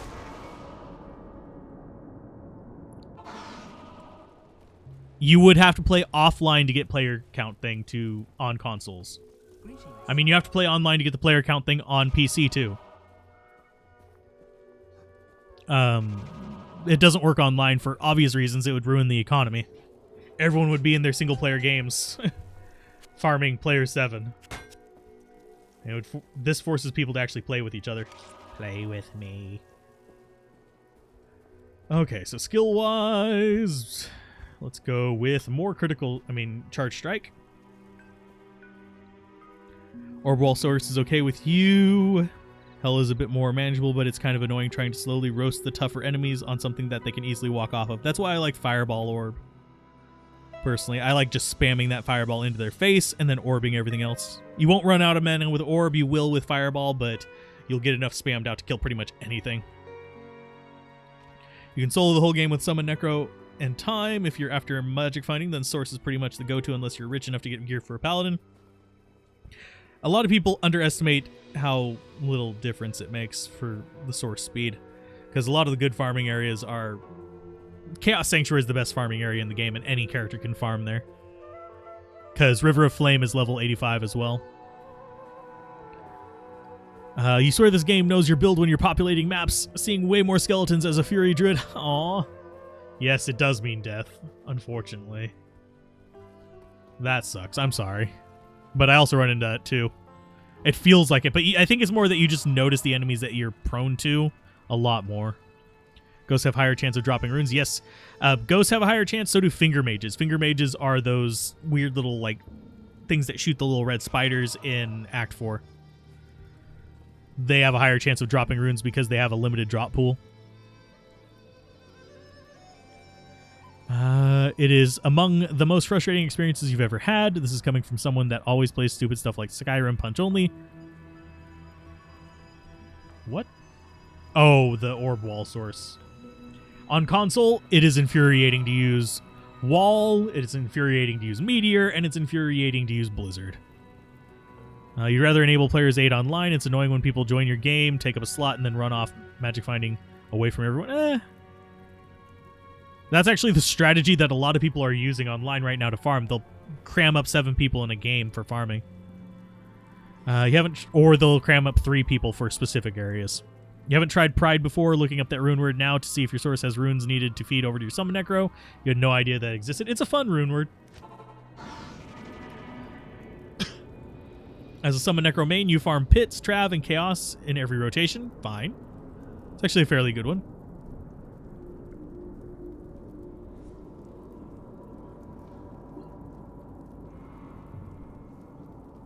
It doesn't need that hard to find runes. Oh, the Pride does. I thought you meant the Summon Necro. I was like, Summon Necro, you just need a teleport staff and some plus skills. That's all you need. Source cannot do Pits or Trav, so you're stuck with Chaos. Slow due to some cold immunes. For Travancore farming Sorceress, you want Blizzard.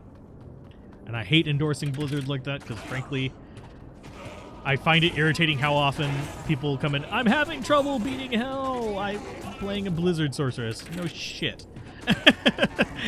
It's why you go dual elemental while you're trying to beat the game. You go respec into Blizzard after, so you can farm specific areas. I just use Insight until you're rich. I use Insight even when I am rich on a lot of things. Like Cold Source, 100% go for Insight. There is no reason to use Infinity on a Cold Source. There's very few things you're going to break with it, because a lot of the more dangerous things are like 150, 160%, and you'll just be avoiding them anyway. And you want that mana so you can keep teleporting forever!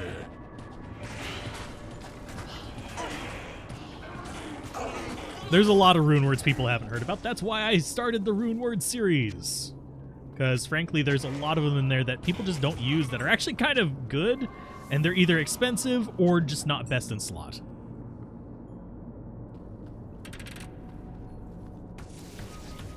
I mean, of course, I've made Pride Iron Golems in single player. So, just leave that one there. I don't recommend it. They're a little expensive for that. Go after that lightning spire, my dude. Thank you. Got a teleport staff for your Summon Mancer, but it feels bad losing a chunk of your army to teleport around because of the plus skill loss. Yeah, that always feels a little bit bad. You can get a teleport amulet as well, but chances of getting the plus skills on is kind of rough. Because amulets can get the teleport charges too. It's a lot harder to shop for those as well. But it's an option if you're like up to trading or something like that to actually go that route. You want an ice rune word for your Fury Druid. I have not used that on the Fury Druid that I can remember. If I did, it was a long time ago. Because it's a bow rune word.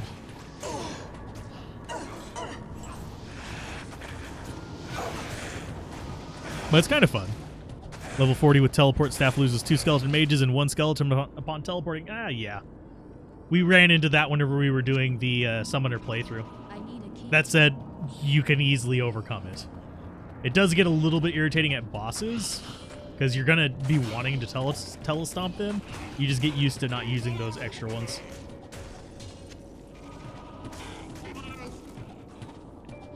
Yeah, a lot of the best in slot ones are insanely expensive, but many of the pretty good in slot rune words aren't too hard to find. Yeah. I mean, Obedience is one that's actually finally started to get some notoriety over the past few years as being a mercenary weapon that is actually not terribly expensive and does decent damage. Mercenary, go up there. Lend a hand. And are we going to 4-path this one? Probably.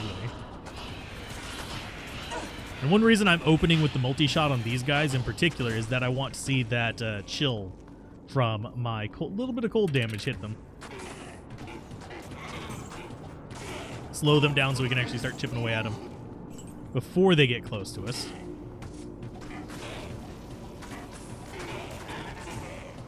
But yeah, there's a lot of rune words out there, and I will be doing the sword ones soon. We have swords, wands, and claws left, and I might just do wands as a sort of, maybe even a short. We're not going to do orbs unless there's really big demand for it, because orbs is basically 2 rune words.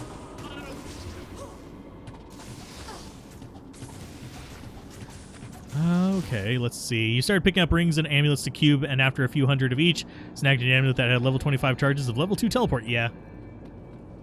Hey, and we got this. Oh, we're out of range. Hey, big guy. How's it going? Ow. Yeah, fireball's fine. Glacial spike is not fine. Ouch. I think he hit my mercenary with the glacial spike, not me. There he goes. He did. And we've got a mage over here, I think? Nope, we don't. Seekers of the Tomb of Tal Rasha. It's time to actually fight Duriel. Underleveled as shit. Oh, goodness. This is going to suck. I'll use that until you find Enigma. Traded the only Sir you found for Vex and and Ist, and made both Hodo and CTA. Oh, nice trade. Yeah, Sir is nice, but I don't generally use it that much.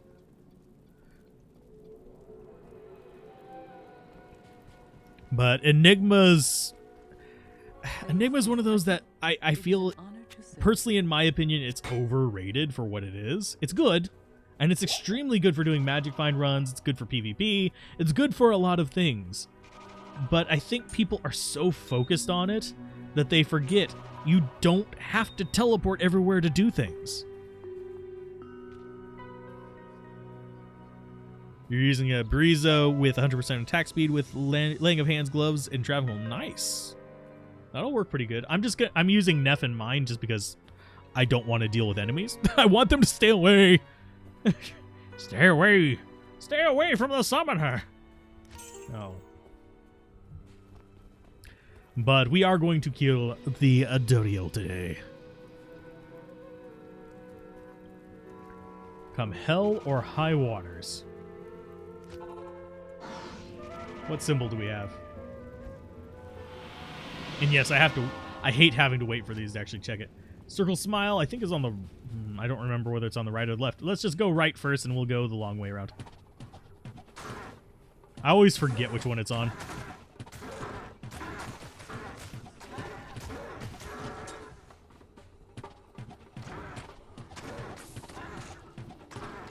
It'd feel bad even swapping out your amulet because you found a nice plus summon skills amulet. Ah. At least you wouldn't have to hear the crunchies each time. You just wouldn't be able to summon more to begin with. We are a hybrid.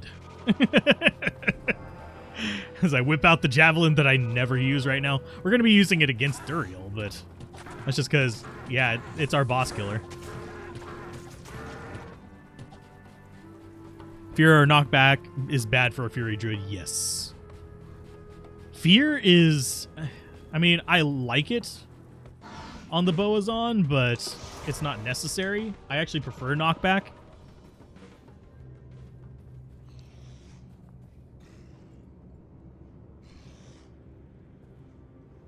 Oh, you're a Fury Druid with the... Yeah. Buriza. That's one thing that a lot of people don't know about the Fury Druid, is that you actually can use bows as your weapon. They have infinite durability.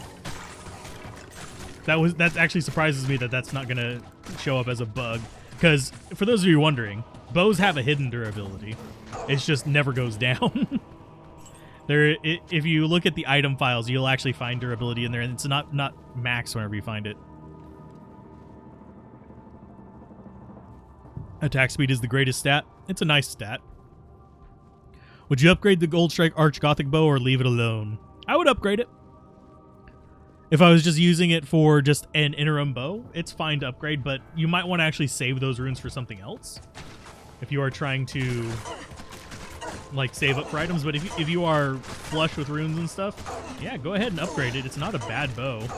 Or you could trade those runes to actually get a better bow. Gold Strike Arc is not a bad bow, by the way. It's got nice attack speed increase. I hate this spot. This is not a friendly location. And I hate the summoning cooldown on the Valkyrie. Oh, we should make a piece, now that I think about it. That should be our interim armor until we get up to Fortitude. Wow, we are not hitting for shit. Oh, that's because there's a dude in front of us. Nice.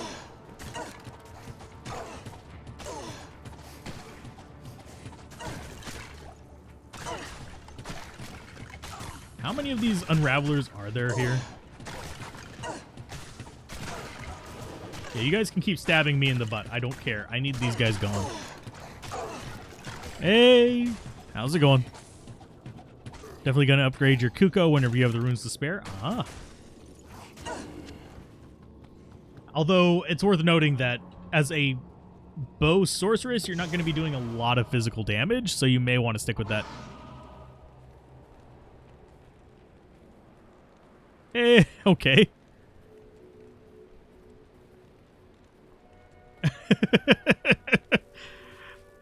I am afraid of the conversation that's happening in there, but go with it. I'm fine with this. Let's go ahead and drop these in here. I don't know who Tony is. He looks like he's going to make my kneecaps bend backwards. Yeah, you still have Peace on your Amazon suit. It's a good armor. Peace is an amazing armor for Amazons. Throw 1 point in Valkyrie, and the Valkyrie won't even disappear. It's great. It's a lovely, and it's super cheap. I should make one. I have the spare armors for it, and I have the spare runes. Maybe on the next stream we'll actually have it. I'll have made it, gotten off my butt, and done that. Good to see you. So do we need anything? Not really. We're doing okay.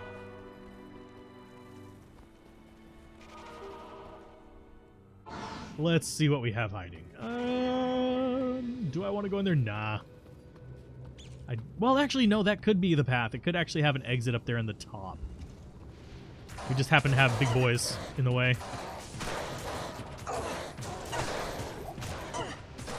And thankfully, Mercenary didn't die in all that nonsense before, so we'll just keep firing in here. And hopefully they'll kind of just ignore me for the most part.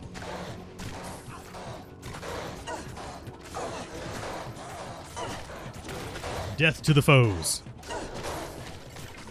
Oh, Big Daddy Den 76 on Twitch. Okay. That name sounds a little bit more familiar. I haven't watched his stuff, but I have heard it mentioned by a few viewers. Actually, we are just full-on Saigons. We're not even running Angelic because I didn't get Angelic Rings yet. Yeah, I can show off the gear. Just a moment. We're actually running mostly trash. Saigons and trash. We're using our edge bow that we use for gambling. Full Saigons just all around the place. We're using Ghoul Band for some life leech and some resists. Bloodgrass for some mana leech and some resists. And an Eye of Etlik. It doesn't allow you to change the number of players. Oh, I'm sorry. It's worth noting that if you are online, it won't let you actually change them. That's sad.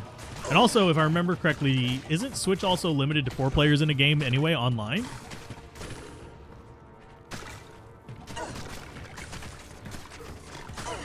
If I remember correctly, at least.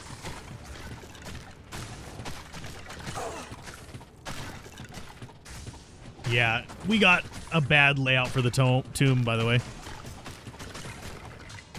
We are doing account self-found. Basically, I can only use items that I have found in going through with the previous characters.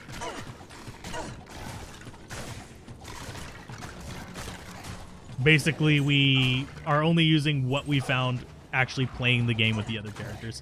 No trading, no gifts, no things like that. Just what hits the ground as we kill stuff. And honestly, the 4-player thing on Switch kind of makes me a little bit more sad, because that would have been the... If I could afford a console version, that would have been like my first pick for console. Because that would actually let me play whenever I'm in the room without a TV. So... Or where the TV's being used for something else.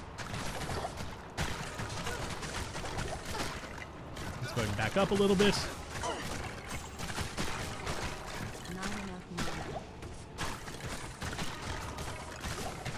Can we take down the wall of Skelly Bros? Yeah, we can. Hopefully we can... There you go. There, now they're going after the good targets. And we're still targeted on the 1. Damn. There you go. So we do need more mana potions whenever we start seeing them floating around. Mercenary, you are poisoned. Thanks. Stop being poisoned quite so much. We might have actually just accidentally found the right path the first time.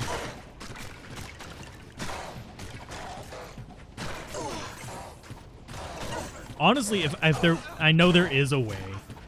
If there was an easy way to transfer save files between Switch and like single player Switch and single player computer, I would play it that way.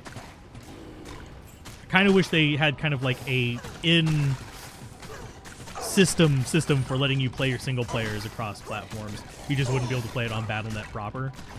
Just like say an upload character X to Battle.net, but that would be very ripe for exploitation to possibly do a bit of a issue. So we've got more Charge Strike. We've got 10 stat points. I'm gonna get into Dexterity. Main reason being I'm gonna need it for the crappy javelins we're gonna be using.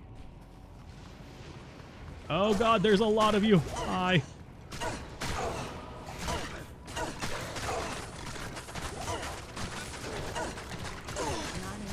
Oh, Vikyat, no! Damn it, Vikyat! No, why are you such an asshole?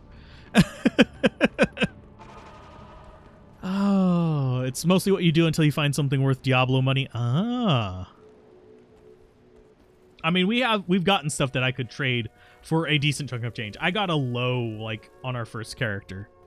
So it was one of those things where it's like, I could trade that for a bunch, but no, we're sticking with this. This is meant to be more kind of like, if people watch the series of streams, they'll have an idea of, okay, this is basically what I can expect if I go through and play with each class, how fast I can expect to accumulate gear and play through and enjoy stuff.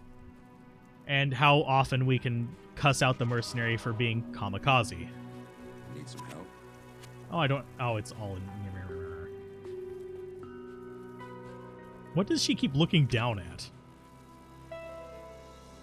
I am noticing that she keeps looking down while I'm running through that section. I don't think there's anything there for her to be locking onto.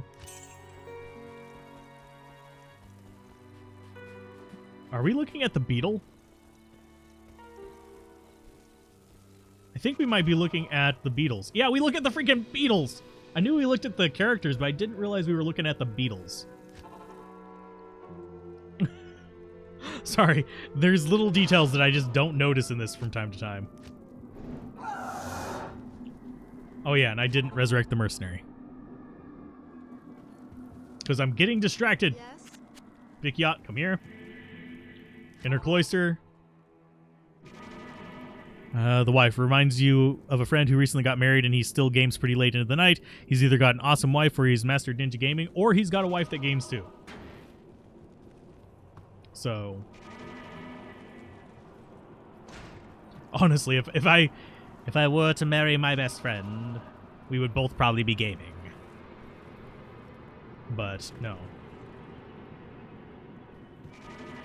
Have a good night, Huntron. A real look at what character progression looks like. That's what a lot of people, I think, forget.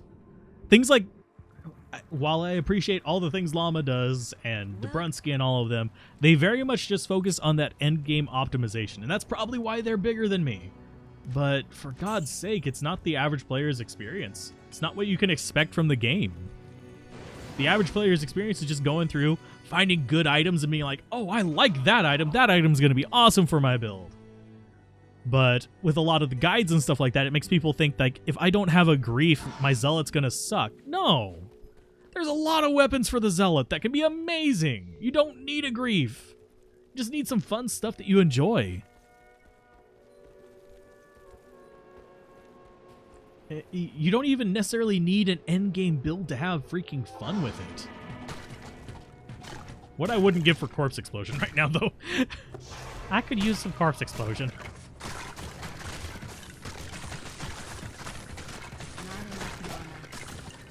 Let's see. How close do they have to get to start getting revived? I think it's right outside the door. I think they are getting revived right there, aren't they?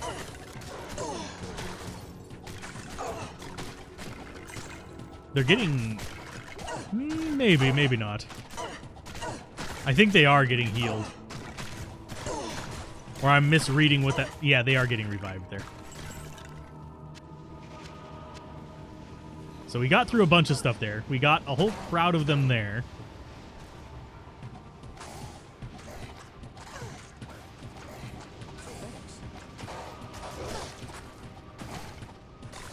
So let's just start picking them off one by one, I guess. Okay, let's see. You can't get your husband to play as much D2 as you. He is pretty much done after killing Bale on Hell mode. Told him we need to kill the Uber bosses. I mean, that's understandable. I get that Diablo 2 is definitely not for everybody. And a lot of people will just play through it once. And in the case of people that just will be playing through it once, it is 100% not worth the asking price. And yes, I'm going back to town real quick because I didn't fill up my town portal scrolls. Sure, with Source, it might be able to find gear faster, but you knew you wouldn't need anyone else to get through Hell mode. We started with a summoner too, oddly enough. That was our first character on stream. That was what we did on day one, started a summoner. I was originally going to do a bone necro, for those of you that was curious, but we ended up going into summoner instead, just because that's what people wanted to see.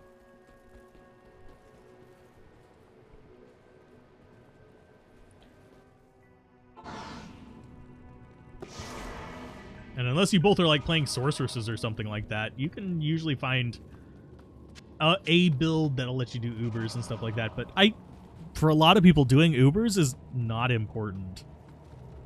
It's not a thing that holds any value if you're not going to be continuing to build things, excuse me, beyond, other than the challenge of just doing it. So I don't really hold it against people for that. And I know plenty of people who have literally just played through Diablo 2 once, and they're like, that's all I want. I'm good. That's all I needed. I don't need another run-through. And that is fine. Oh, multi-shot. Lovely. Jeez, I really don't want to go that way because it's going to kill the mercenary again. Let's go this way. Let's try a different path.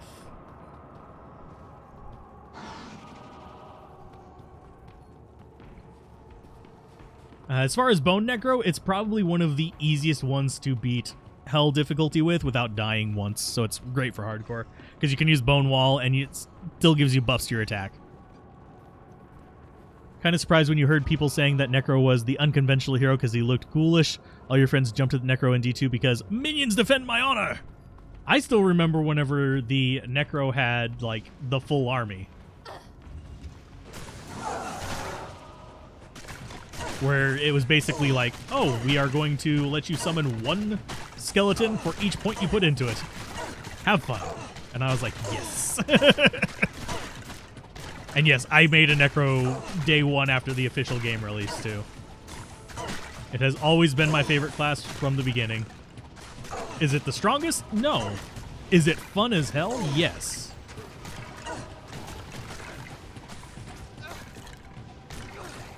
It is easily one of my favorite. Can you stop dying, mercenary, for God's sake? I swear he's just kamikazeing, like he's out to spite me.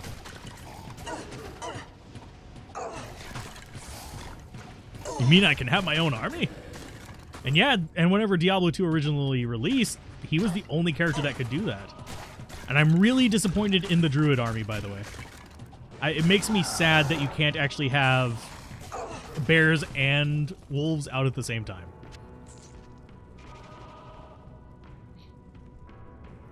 You couldn't quite get the same amount of plus skills as you could now for the Necro back then.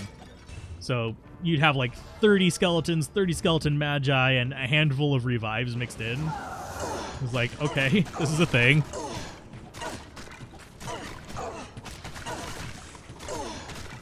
I just wish the skeleton magi were a little bit more able to be pumped. Like, I wish there was a way to boost their elemental damage specifically, besides just lower resist. Great, lower resist, it's not doing a lot.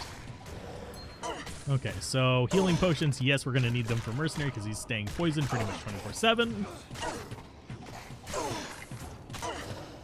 We're going to go down this time. Wow, they're really giving me a lot of the Skelly Bros. Jesus. Speaking of hundreds of skeletons.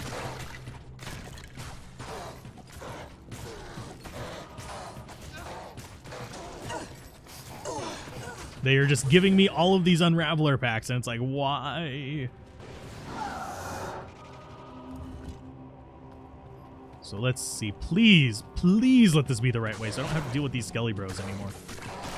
We have gained like a whole like level and a bit just going through this area.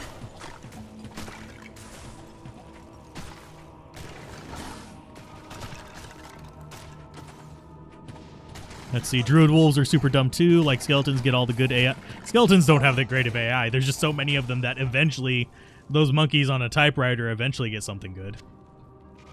Oh, whoa, well, there. I'm keeping that. That's a new insight for us. You have one character for each class and each tree for each class. He plays Summon Necro and Javazon. Ah. Summon Necro is a lot of fun. If he likes to summon Necro and Javazon, might like a Tesladin. Okay. But we're going to keep that. It's just going to go in here for now. I'll deal with it later. That is another insight base, by the way.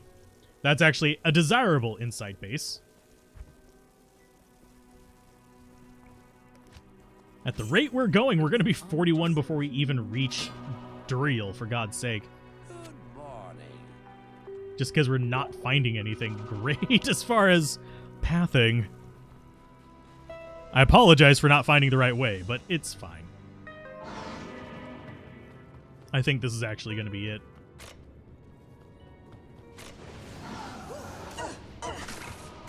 Because it's leading away from like the loops and stuff like that, which is usually a good sign.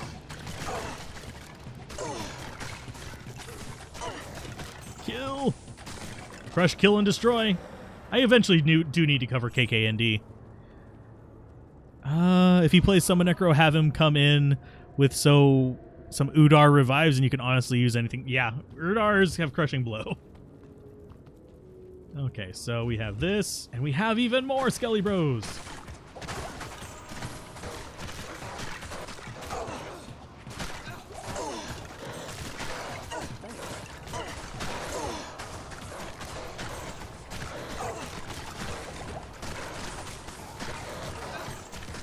He's also currently leveling a Zealadin. He was your second main back in the early days.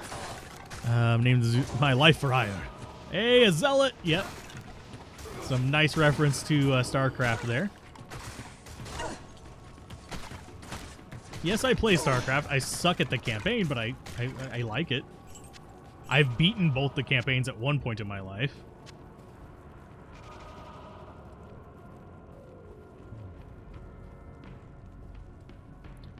Just was gifted a massive executioner sword with 100-200% resistance to melee and... What?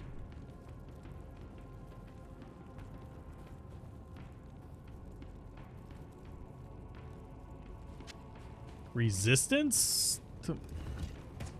Doesn't sound like Diablo 2. Enhanced defense, you mean? Sword guard? Not enough mana. If it's what I'm thinking of, I think it's sword guard. Which was a sword I used for way too long back in the day.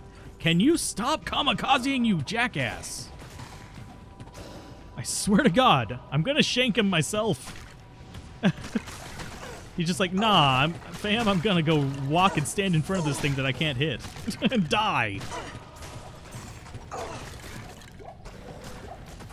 Dude, my little dude, stop.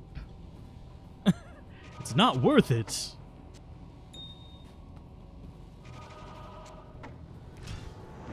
Okay, so that's gonna get started. We're gonna go to town.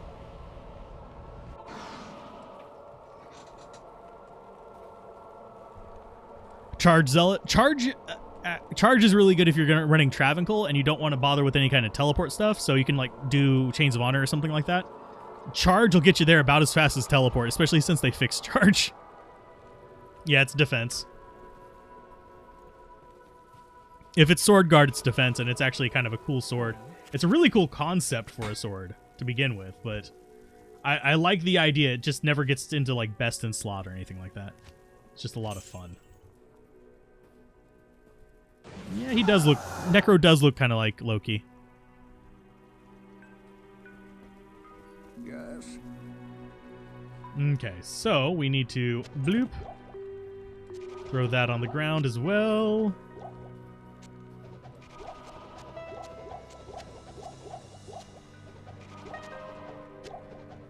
Greetings. Trade and get ourselves a bunch of thawing potions. Drop it. Thank you.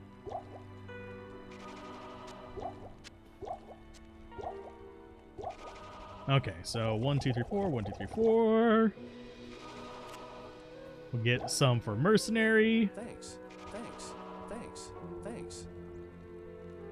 And then we'll do one more round for ourselves, and yeah, we'll do 2 for him as well. Thanks.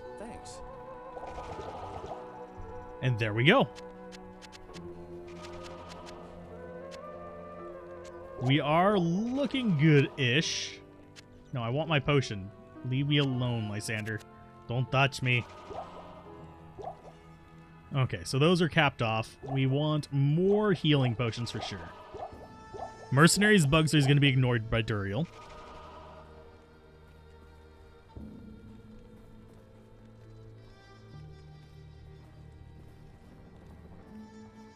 What should your fire source upgrade Leaf Rune Word to for weapon?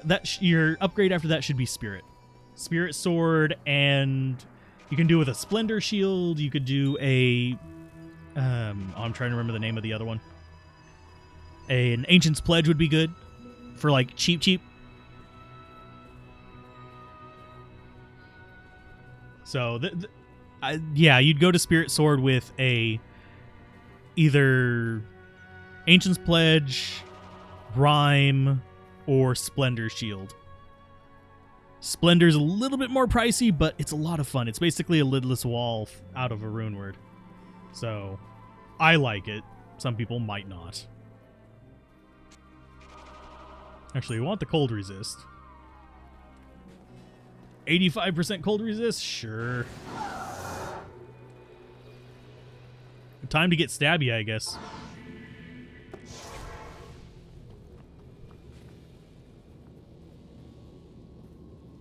Saigon Shield till 54 Spirit. That's fine too. Saigon Shield requires a bit more strength than the other options though. Of course, if you're going to be using a Spirit Shield at 50 whatever, you're going to need strength anyway.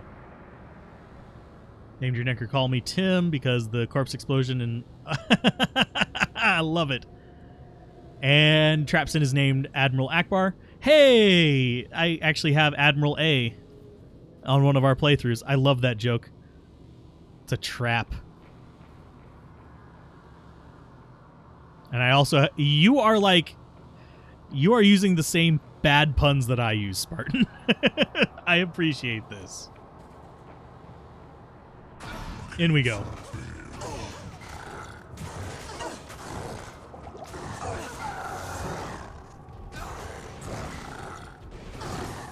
Cast, damn it. Let me go. Wow, you are as fast as me? Fuck off. There you go. Where are you going, Valkyrie? Jesus Christ.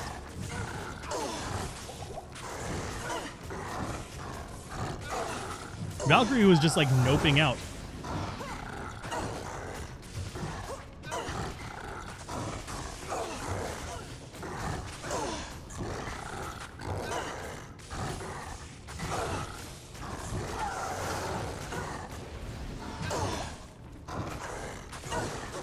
And this is going to take a while to actually get through, unfortunately.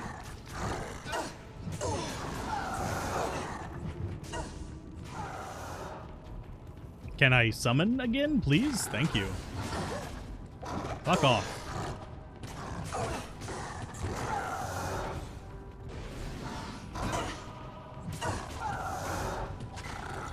I should probably actually put decoy on there as well.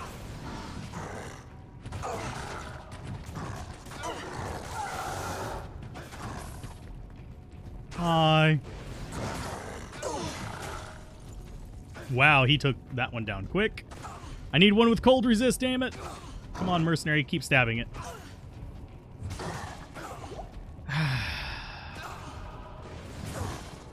Summon, damn it. Thank you. Yeah, we're getting ones that don't have cold resist on them.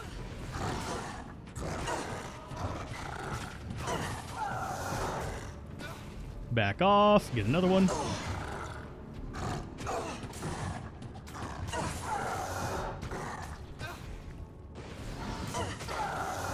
Yeah, whenever we get one that doesn't have cold resist on it, you see it just gets one shot.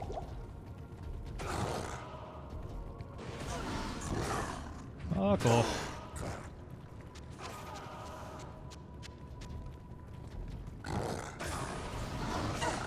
Go, mercenary, go! Mercenary's doing most of the work here. Got him. At least we didn't get all the town portals. We got 3 of them this time. Anyway. Your brother, a Lagromancer, encountered another Lagomancer. Nobody touched us through the sheer wall of writhing bones. Lovely. Named your item find Hercules. Aha. Don't need to cast Bone Wall when you have enough minions to turn Diablo into a real-time strategy game. The Swarm! You're going to name your solo self-found Shoutbarb Freddy. Okay. You have a harder time with Duriel than you do Mephisto and Bale. Same here. It's just because Duriel, you're trapped in this really tight space. It's a pain in the ass. But each upgrade will be Phil Epic. Another funny coincidence, your bows on Amazon Prime was in-game with another Amazon just named Prime. Bezos would be proud. It'd be more appropriate if we were on Twitch. And they say Iron Maiden with Clay Golem trick is hard. Iron Maiden with Clay Golem isn't a hard trick. Generally speaking, I only use that combo in normal difficulty, though. Whenever I get to Nightmare, I use a Thorns Mercenary and Amp Damage. Because then you're boosting both their damage output as well as the Thorns is helping you versus the bosses. Hi, Jaren. We don't care what you say. But we got to Act 3 today, which is fine. We're just kind of moseying through, enjoying our time. I might grind up the next 2 levels before Saturday. We shall see. But on that note, it has been just under 4 hours, so that's going to be the end of another stream. If you guys enjoyed this, likes are definitely appreciated, and they do help out the channel quite a bit. If you want to see more streams, subscribe and all that stuff, and expect some announcements as we get closer to 10,000 subscribers. And thank you all for all the support, and keep gaming, have fun, peace out. This has been Alzorath. Bye. Welcome.